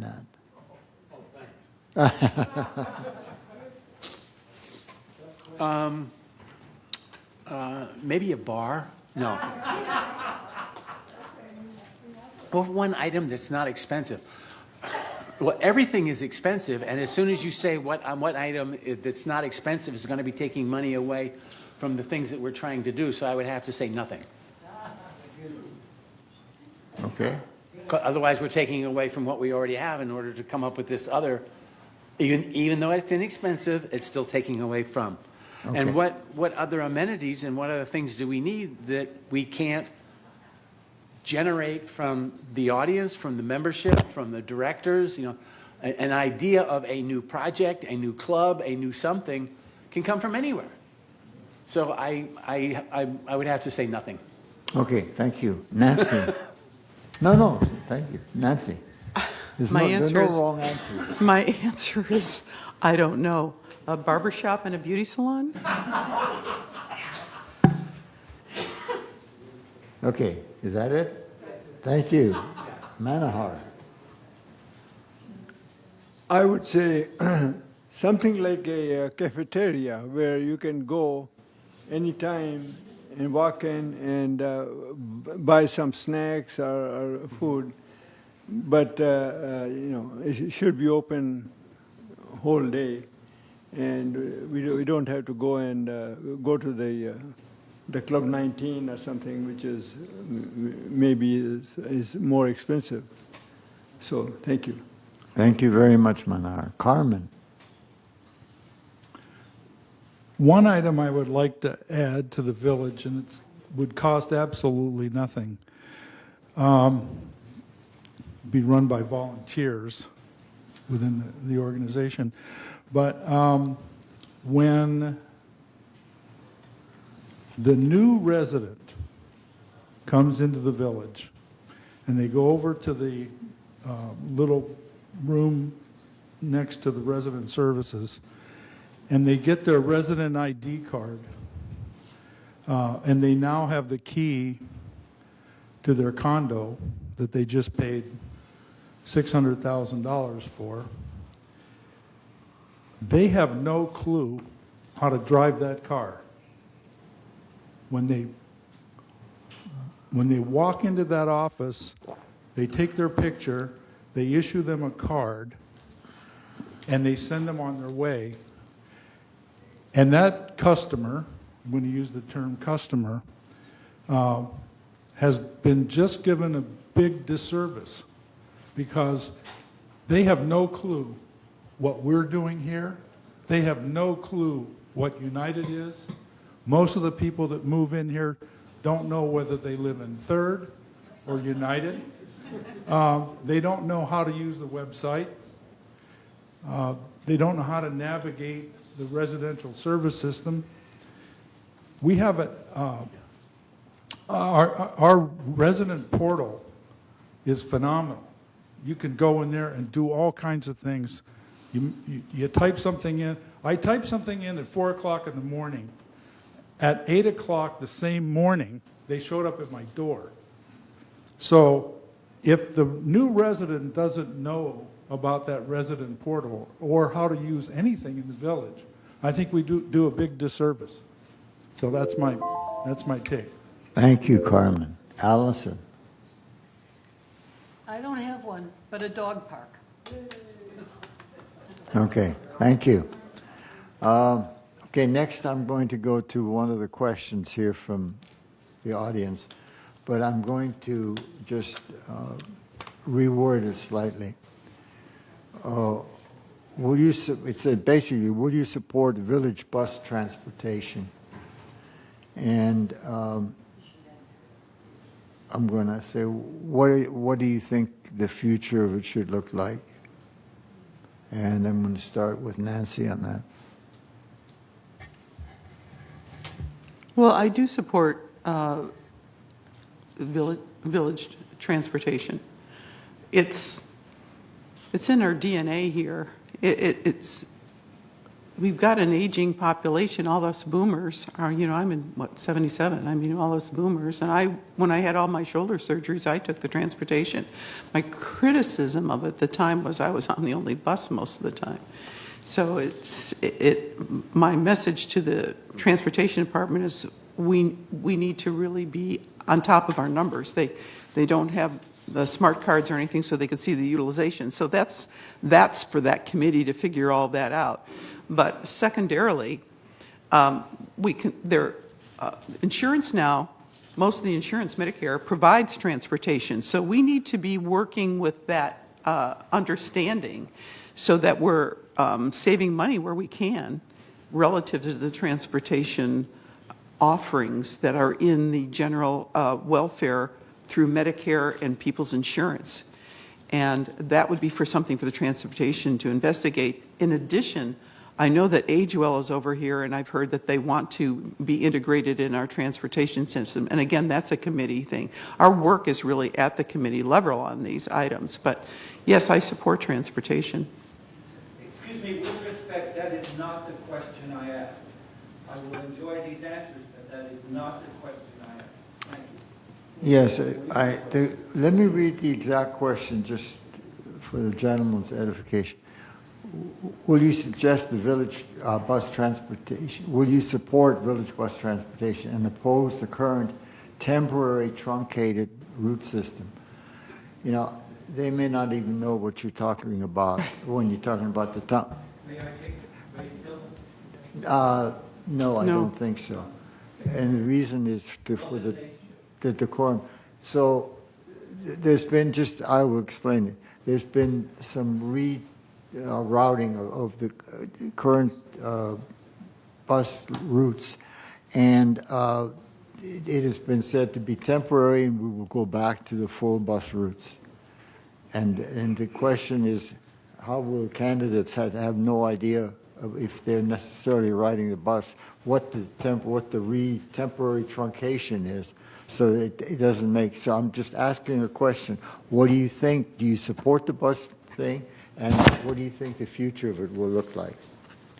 So I'll move on to Manohar. I do support the bus system, but I also think that these buses don't run on the weekend. Why don't they run on the weekend? I mean, the people still need to go somewhere. May not be doctor, but they need to go to the grocery store or, or whatever. So I think I would see if we can expand to weekends. Thank you, Manohar. Carmen. The customer is right. We have to listen to the customer. And if they've changed something so simple as a rerouting of something, I was at one of the meetings here for a different reason, and I heard the same question that they were going to take that was temporary, and they were going to move that back to the original system. And I think we should, keep on their backs to get it back to where it's supposed to be. When they canceled the weekend. Right, I understand. I understand that. I understand that. But so the bigger question to add on to Egon is, where do we go in the future? How do we? So I'm a firm believer in transportation. Doesn't have to be a bus system. We're coming up on technology, robo-taxi. We're coming up with all kinds of auto-driving vehicles. There's a million things that we can move people around. It's not, we don't have to have, I think I counted 11 buses every hour leaving Clubhouse 1, almost all of them are empty. Almost every hour, they're empty. And there's something out of sync there. The right hand doesn't know what the left hand is doing. So I agree with the customer. The customer is saying, hey, we had this route, why don't we have this route now? Maybe you can do it with an Uber. Maybe you can do it with Lyft or a robo-taxi or something. So there's some technology in the future that we should be looking at.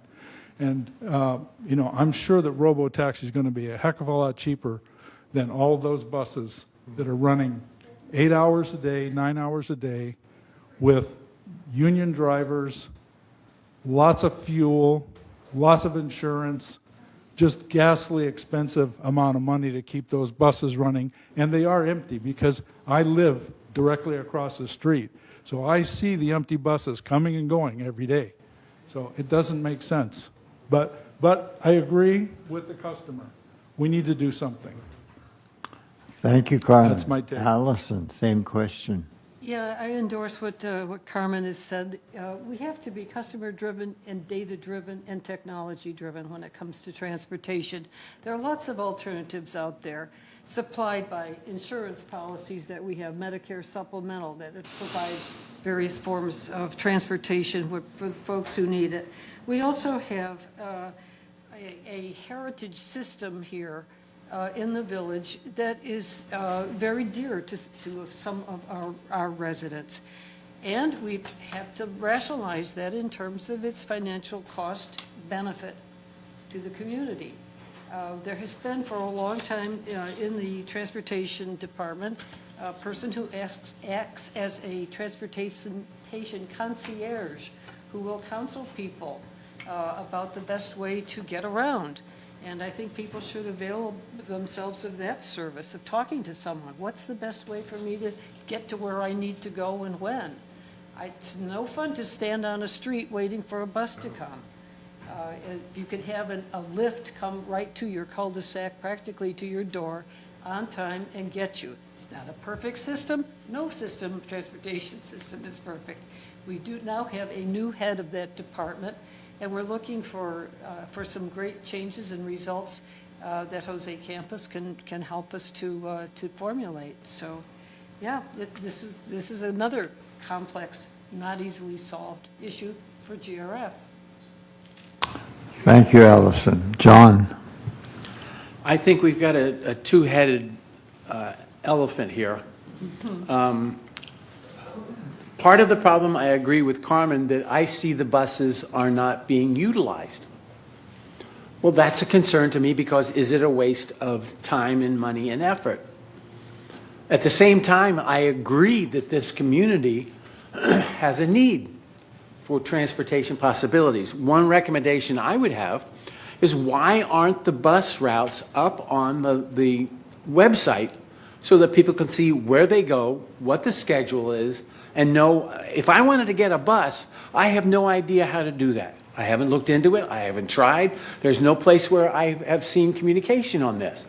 That may be my fault. So awareness and communication are two highly important issues that I would push out so that everybody knows when, where, and how a bus is running. So we can maybe put it on our phone so we can go out to the waiting area with your phone and figure out, well, this bus is going to arrive at 10:08 or something about that time at this location. Similar to what cities have. So my thing is communication, awareness, understanding, and I agree with you. If there's and with Manahar, that if there was Saturday, why is Saturday all of a sudden not as important as any other day of the week? Most of us don't know what day of the week it is anyway, so every day is Saturday. So we have things we want to do on Saturday. I'm sorry. We have things that we want to do on Saturday or Sunday or anything like that. I agree. There should be an available system where you can get about and get around, and it's consistent. It's not, today there's this route, tomorrow there's this route, Thursday there's this route. We get run over by a herd of white elephants on Thursday. We need some clarity, and I think clarity is the biggest communications thing that we as board members need to work on to make sure that the opportunities, the information, is communicated to. I'm off again. Sorry. Thank you, John. Okay. What are the three top areas you will look at to cut expenses in Laguna Woods Village? Manahar. Three top areas to what? Three top areas you will look at to cut expenses in Laguna Woods Village. Manahar. I would look at the. I have been on this the Vehicles and Mobility Committee, and it seems like that's one of the big issues, because half the items are either getting repaired or they are not working. So we need to look at why we have all these items which are just sitting doing nothing. And the other item would be looking at these empty buses. What can we do to make them more full, so being utilized? And other thing I have seen that the landscape people, they always seem to be taking break. So I mean, am I missing something? So I think maybe they are taking some kind of a rotation or something. Okay, thank you, Manahar. Carmen. I would agree with my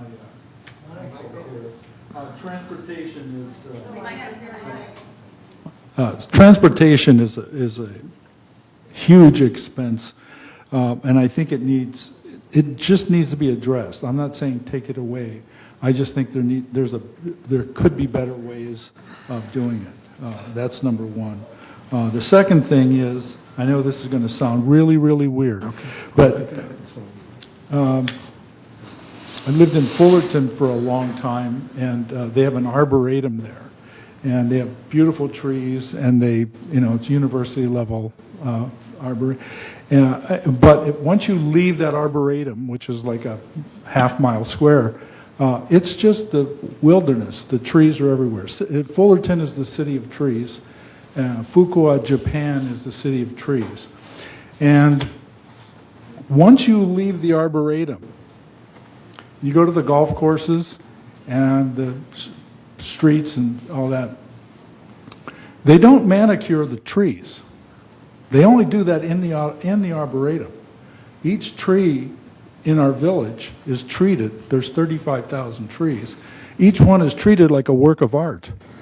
And I sit there with a calculator. I mean, I could watch. We live on a street where the trucks go by, and we can see the amount of trees that are being sculpted on a daily basis, and that has to be a ghastly expense. So anyhow, that's one area. I'm not saying ignore them. I'm just saying it's like we're overthinking the tree thing. I probably disagree with my wife. She says we got 35,000 trees and everything is great, yada, yada, yada. But they're expensive, and we're sculpting them. And the other one is just general maintenance. We need to look at general maintenance and reducing costs within those maintenance departments. That's all. Allison, you're... One is first of all, I would take a look at the big budget items, the place where we can save the most, that are costing us the most. One is the multi-year contracts for some of the mega projects that go on in the village. And take a look at those multi-year contracts and see what we can do. Are they being properly bid out? Are they subject to perhaps some favoritism? You know, we've got to be open-minded and look at those multi-year contracts, okay? So that's a big one. That's something that generally people aren't aware of and cannot get involved in because they're confidential. But that is a huge budget item. They represent millions and millions of dollars every single year, and we owe it to you to take a look at them, a hard look at them. Secondly would be to do a right sizing of facilities and amenities that get very, very little use. Let's call it right sizing. We have some facilities some space that is underused, and where other people are looking for more space for their activities. So right sizing. And the third thing is the vehicle, the cost per mile, bringing down the cost per mile for providing transportation services in the village. Thank you. John? I'm a firm believer in zero-based budgeting. So I don't have 3 items. I have all items. All items should be reviewed. And Allison, I disagree with you need to go after the large items as well. But I say the devil is also in the details. And there's many of the smaller, many smaller items that can have a lot of waste in it because it's so small, it's not visible. So I would zero-based budget, and there's devil. How did I get zero already? Sorry, I started. I was going to say bye. Zero-based budgeting, devil in the details, and maximize the facilities. Allison, I agree with you with that. We need to maximize what we have. Is it being most efficiently used? Is it being most cost-effectively used? And is it bringing the most pleasure and benefit to the residents? Zero-based budgeting. Thank you. I jotted down notes very quickly, and I said shared costs, transportation, unused facilities, vendors, long-term contracts, and outside services. Then long-term contracts are different than outside services. Outside services is, we seem to have no control mechanism for that. We've got this aging thing, they just call an outside service company. And I think sometimes our VMS staff has said, you know, we can be doing that. And having served on hearings, I see the invoices and our invoices for the same work done by an electrical or a plumbing fix by VMS that we pay or the residents pay if they have to reimburse us is far less than when we're using the outside services. So I think there's a habit of picking up the phone and calling outside services to do some things. Thank you, Nancy. The next question is going to be this. The housing mutuals have routinely done town halls, and the GRF, generally speaking, has not. How do you feel about GRF doing more town halls on large issues that affect a large number of people within the village? And we'll start with Carmen on that. I am a proponent of town halls. GRF should have a town hall because the number one complaint that we get from customers, from our residents, is nobody listens to us. You know? And we don't know what's happening with GRF. We don't know where our money's going. We hear that all the time. I belong to a group that conducts village-wide town halls for information for residents. And we get a pretty good turnout. We've done 2 of them this year. And it's very interesting to listen to the customers. They have great suggestions. Sometimes it gets a little heated, but you have to listen. And the only way you can listen is to be in front of your customers. One way or another, either have them in here or at town halls. But I'm a proponent of town halls. GRF should have town halls. Thank you, Carmen. Allison? Yep. Yep, we should have town halls. When I was president of United, we had them every single month. So, yeah, we should have town halls. Agreed. Yeah, John? The bottom line, yes, I agree with GRF town halls. One of the issues I see that's a rampant issue within the Laguna Woods Village is communication. Is communication between mutuals, between the boards and the membership? You know, we get information in the Globe, but there should be, I say there should be a page on the website for each mutual to have an opportunity to say, a letter from the president of what we're doing this week or this month is, or what projections we have for the future, so that the residents have a common place to go to find out who's doing what when. Communication is a big one in my mind. So I don't know why we don't have it. We need an opportunity for the residents to have multiple avenues of resources to understand and know what the governing bodies are doing. One is with town hall meetings, one is with information on the website, but it needs to be easy to access and regular. Thank you, John. Nancy? Simple answer is yes. The assessments are going up. The more that they go up, the more people want to have an understanding of why. And granted, that may be at the mutual level, but the mutuals get people coming in and asking GRF questions. You know, we have issues that are coming up that cost money because we're 60 years old, and we just need to be in communication with the residents about it and hear what they say. We're relying on, well, what do you think? Well, what do you think? Or someone has the strength to come to a meeting, complain about something. Well, there could be a lot of other people who take an opposite view, but we only hear the ones that walk up to the podium. So a town hall is a very productive mechanism. Thank you, Nancy. Manahar, go ahead. Yeah, in one word, yes. I agree with all my fellow board candidates, but also I agree with John. We need to communicate with this website. We have a website. Why don't we use it? We should have one page for each board, like the United, Third, and the GRF, and let each president put in one page thing of what's new or what's going on, so that everyone can know.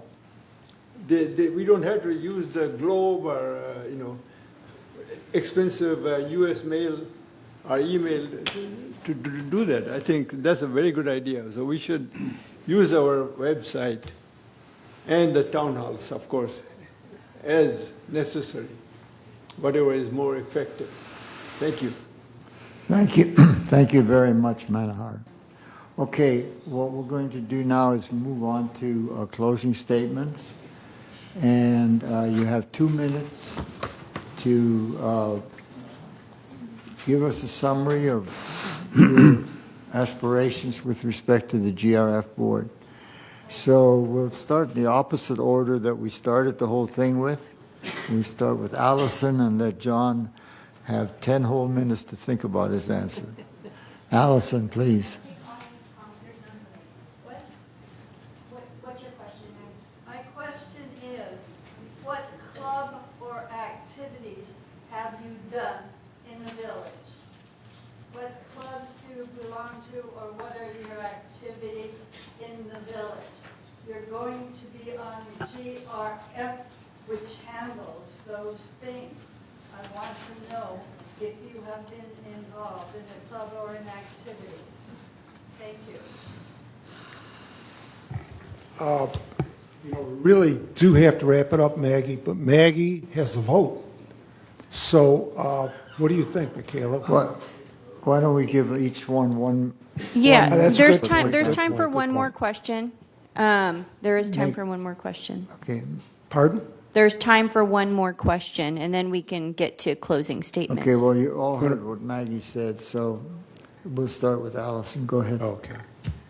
Yeah, Well, as far as using the community's amenities, I use the swimming pools, I use the walking trails, clubs. I belong to garden club, to political club of my choice, and I drop in on a lot of things. Now, I have not gotten terribly involved lately because I did not want to be in conflict with the work that I do for GRF and be seen to favor something that I personally like.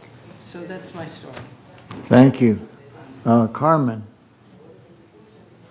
Yes, I volunteer at the wood shop as a supervisor, so I guess that's considered an activity. I am the president of the Jazz Lovers of Laguna Woods. I am the president of the All Musicians Club in the village. I'm the president of the Village Music Club in the village. And also participate in the photographic workshop from time to time. And I think that's about it. Thank you. Manahar? Yes, I take part in many activities such as golf, swimming, bridge, and of course walking. And in addition, we also belong to a club which is off-site called Lifetime. We are a member with the help of AARP. They pay our dues, but it's a very good club. In addition, we belong to the various clubs such as India Club, the Bridge Builders Club, the Democratic Club, Community, Concerned Citizen Club.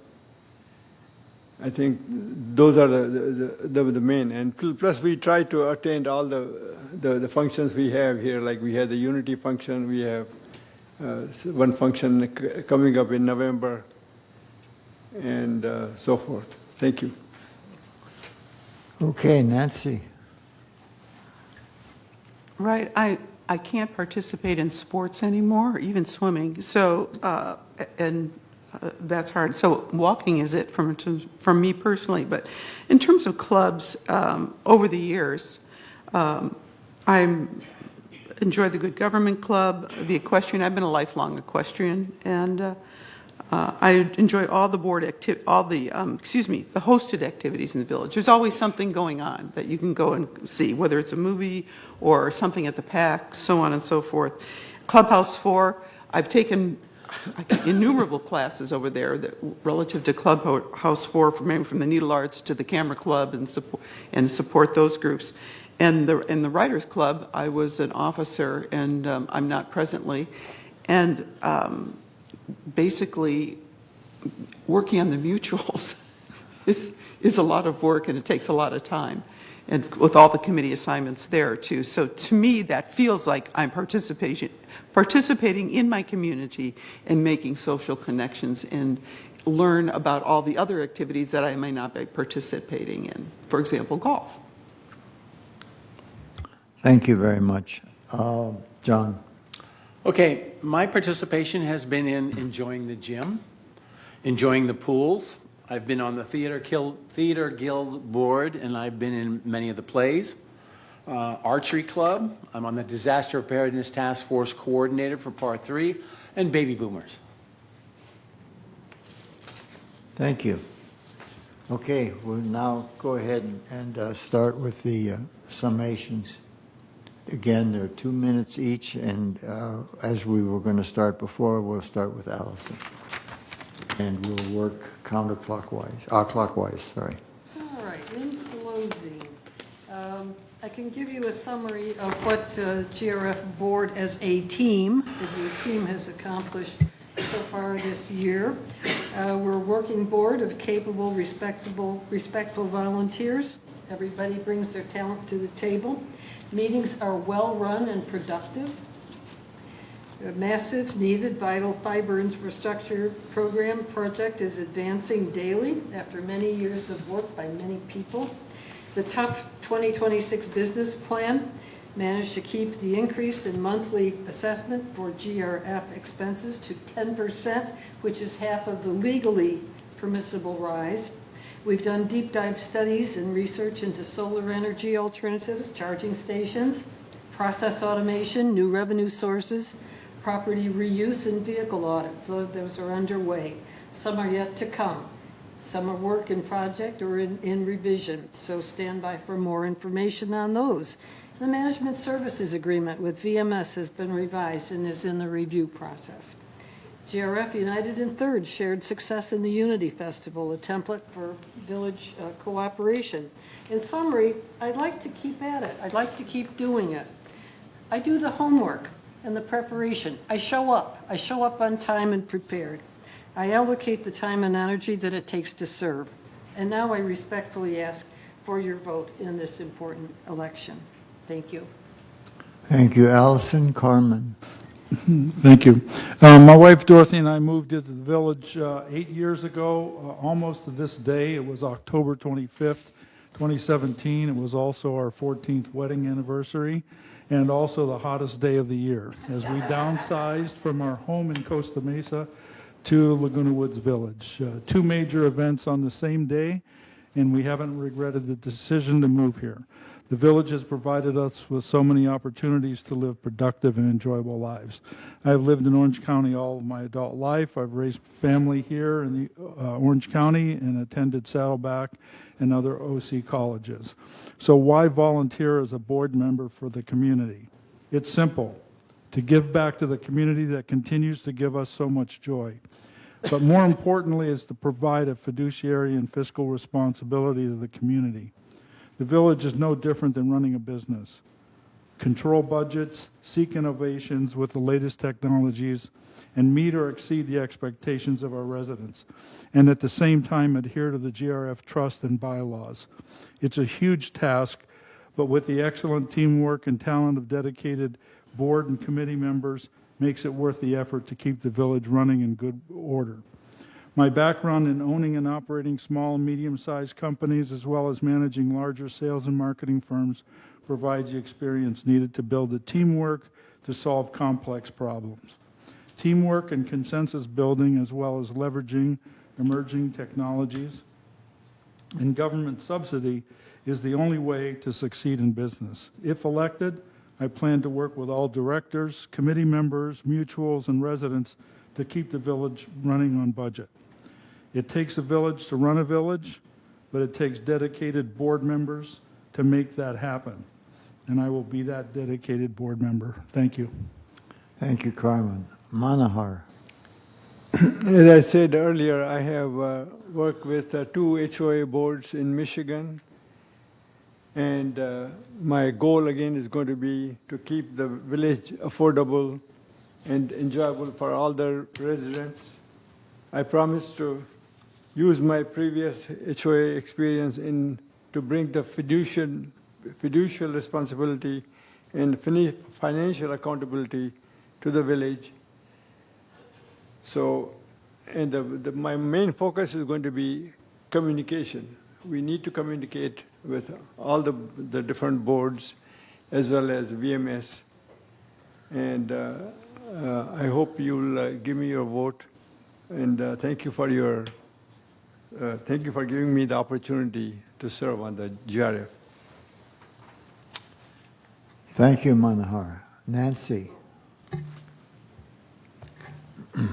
To recap, I think the practical elements of being a director, I understand and respect the GRF trust and GRF's duty to the corporate members and the respect for the residents' wallets.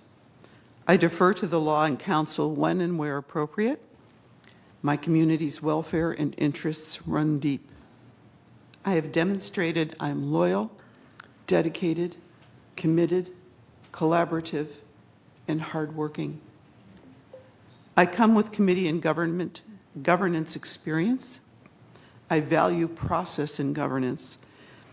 It minimizes chaos, properly vets ideas and information toward optimal groups review and decision making. I like working with colleagues and residents. I learn from them. I prefer to attend meetings in person versus Zoom. I read the agenda packet and I come prepared. I believe I would be a productive and contributing GRF director, and I respectfully seek your vote. Thank you. John. In closing, I would just like to thank you for this opportunity, for your time and consideration, and I would appreciate your vote to serve on the GRF Board of Directors. We've been a member of this community for over 13 years, and I would sincerely like to give back to improve on, preserve, and maintain excuse me, all of the wonderful amenities and enjoyments of this village, including fiscal responsibility, and preserve being one of the 5 safest cities in California. I make any decisions, I will be driven by the mantra, what is best for GRF, the Mutuals, and Laguna Woods Village as a whole. My wife's grandmother used to say, use your head for more than a hat rack. You have 2 ears and 1 mouth, use them proportionately. Always seek to listen first, and after that, never let 2 fools meet. Make your dollar do the work of 5. I feel my 51 years of experience in the corporate world, private industry, nonprofits, including a nonprofit I started in honor of my son, Lieutenant Commander Navy SEAL, who was killed in 2011. The nonprofit helped vets start and grow their own businesses. These have helped me be a viable candidate to contribute to and work together as a team for the betterment of the GRF Board and Laguna Woods Village. Thank you for your time and consideration. All the best. Thank you very much, John.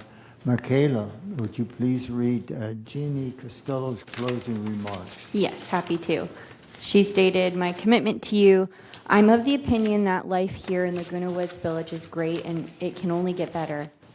I'm not alone. 85% of the respondents to a recent mutual survey agree with that statement. They responded that they're satisfied or very satisfied with living here. However, we have internal and external challenges that come with living in our 60-year-old community, and we need leaders with both common sense and a creative problem-solving approach in dealing with them. As a GRF director, I view my role as such. Ross Cortese's vision made Laguna Woods an accessible state-of-the-art active retirement option for the residents back in the mid-1960s. The world may have changed over the past 60 years, but his direction and charge to us has not, to keep Laguna Woods Village pushing forward and relevant to the next generation of people looking for that same active retirement community we have found such a great value in. I humbly ask for your support in this endeavor, and I thank you for your vote. Thank you. I'd like to say thank you to the candidates for all of your effort in preparing here, and we certainly have a very, very good slate of candidates. And so I'm going to leave the closing remarks to Andy. Okay, this is not the end of the process, but the beginning of the process. And we hope the corporate members have gotten more information to add to their insight into how they're going to vote on November 12th. So I don't know what's going to happen between then, but please join us again back on November 12th, where we'll see the conclusion of this today. Again, candidates, thank you for your time and effort. And with that, I believe we are adjourned.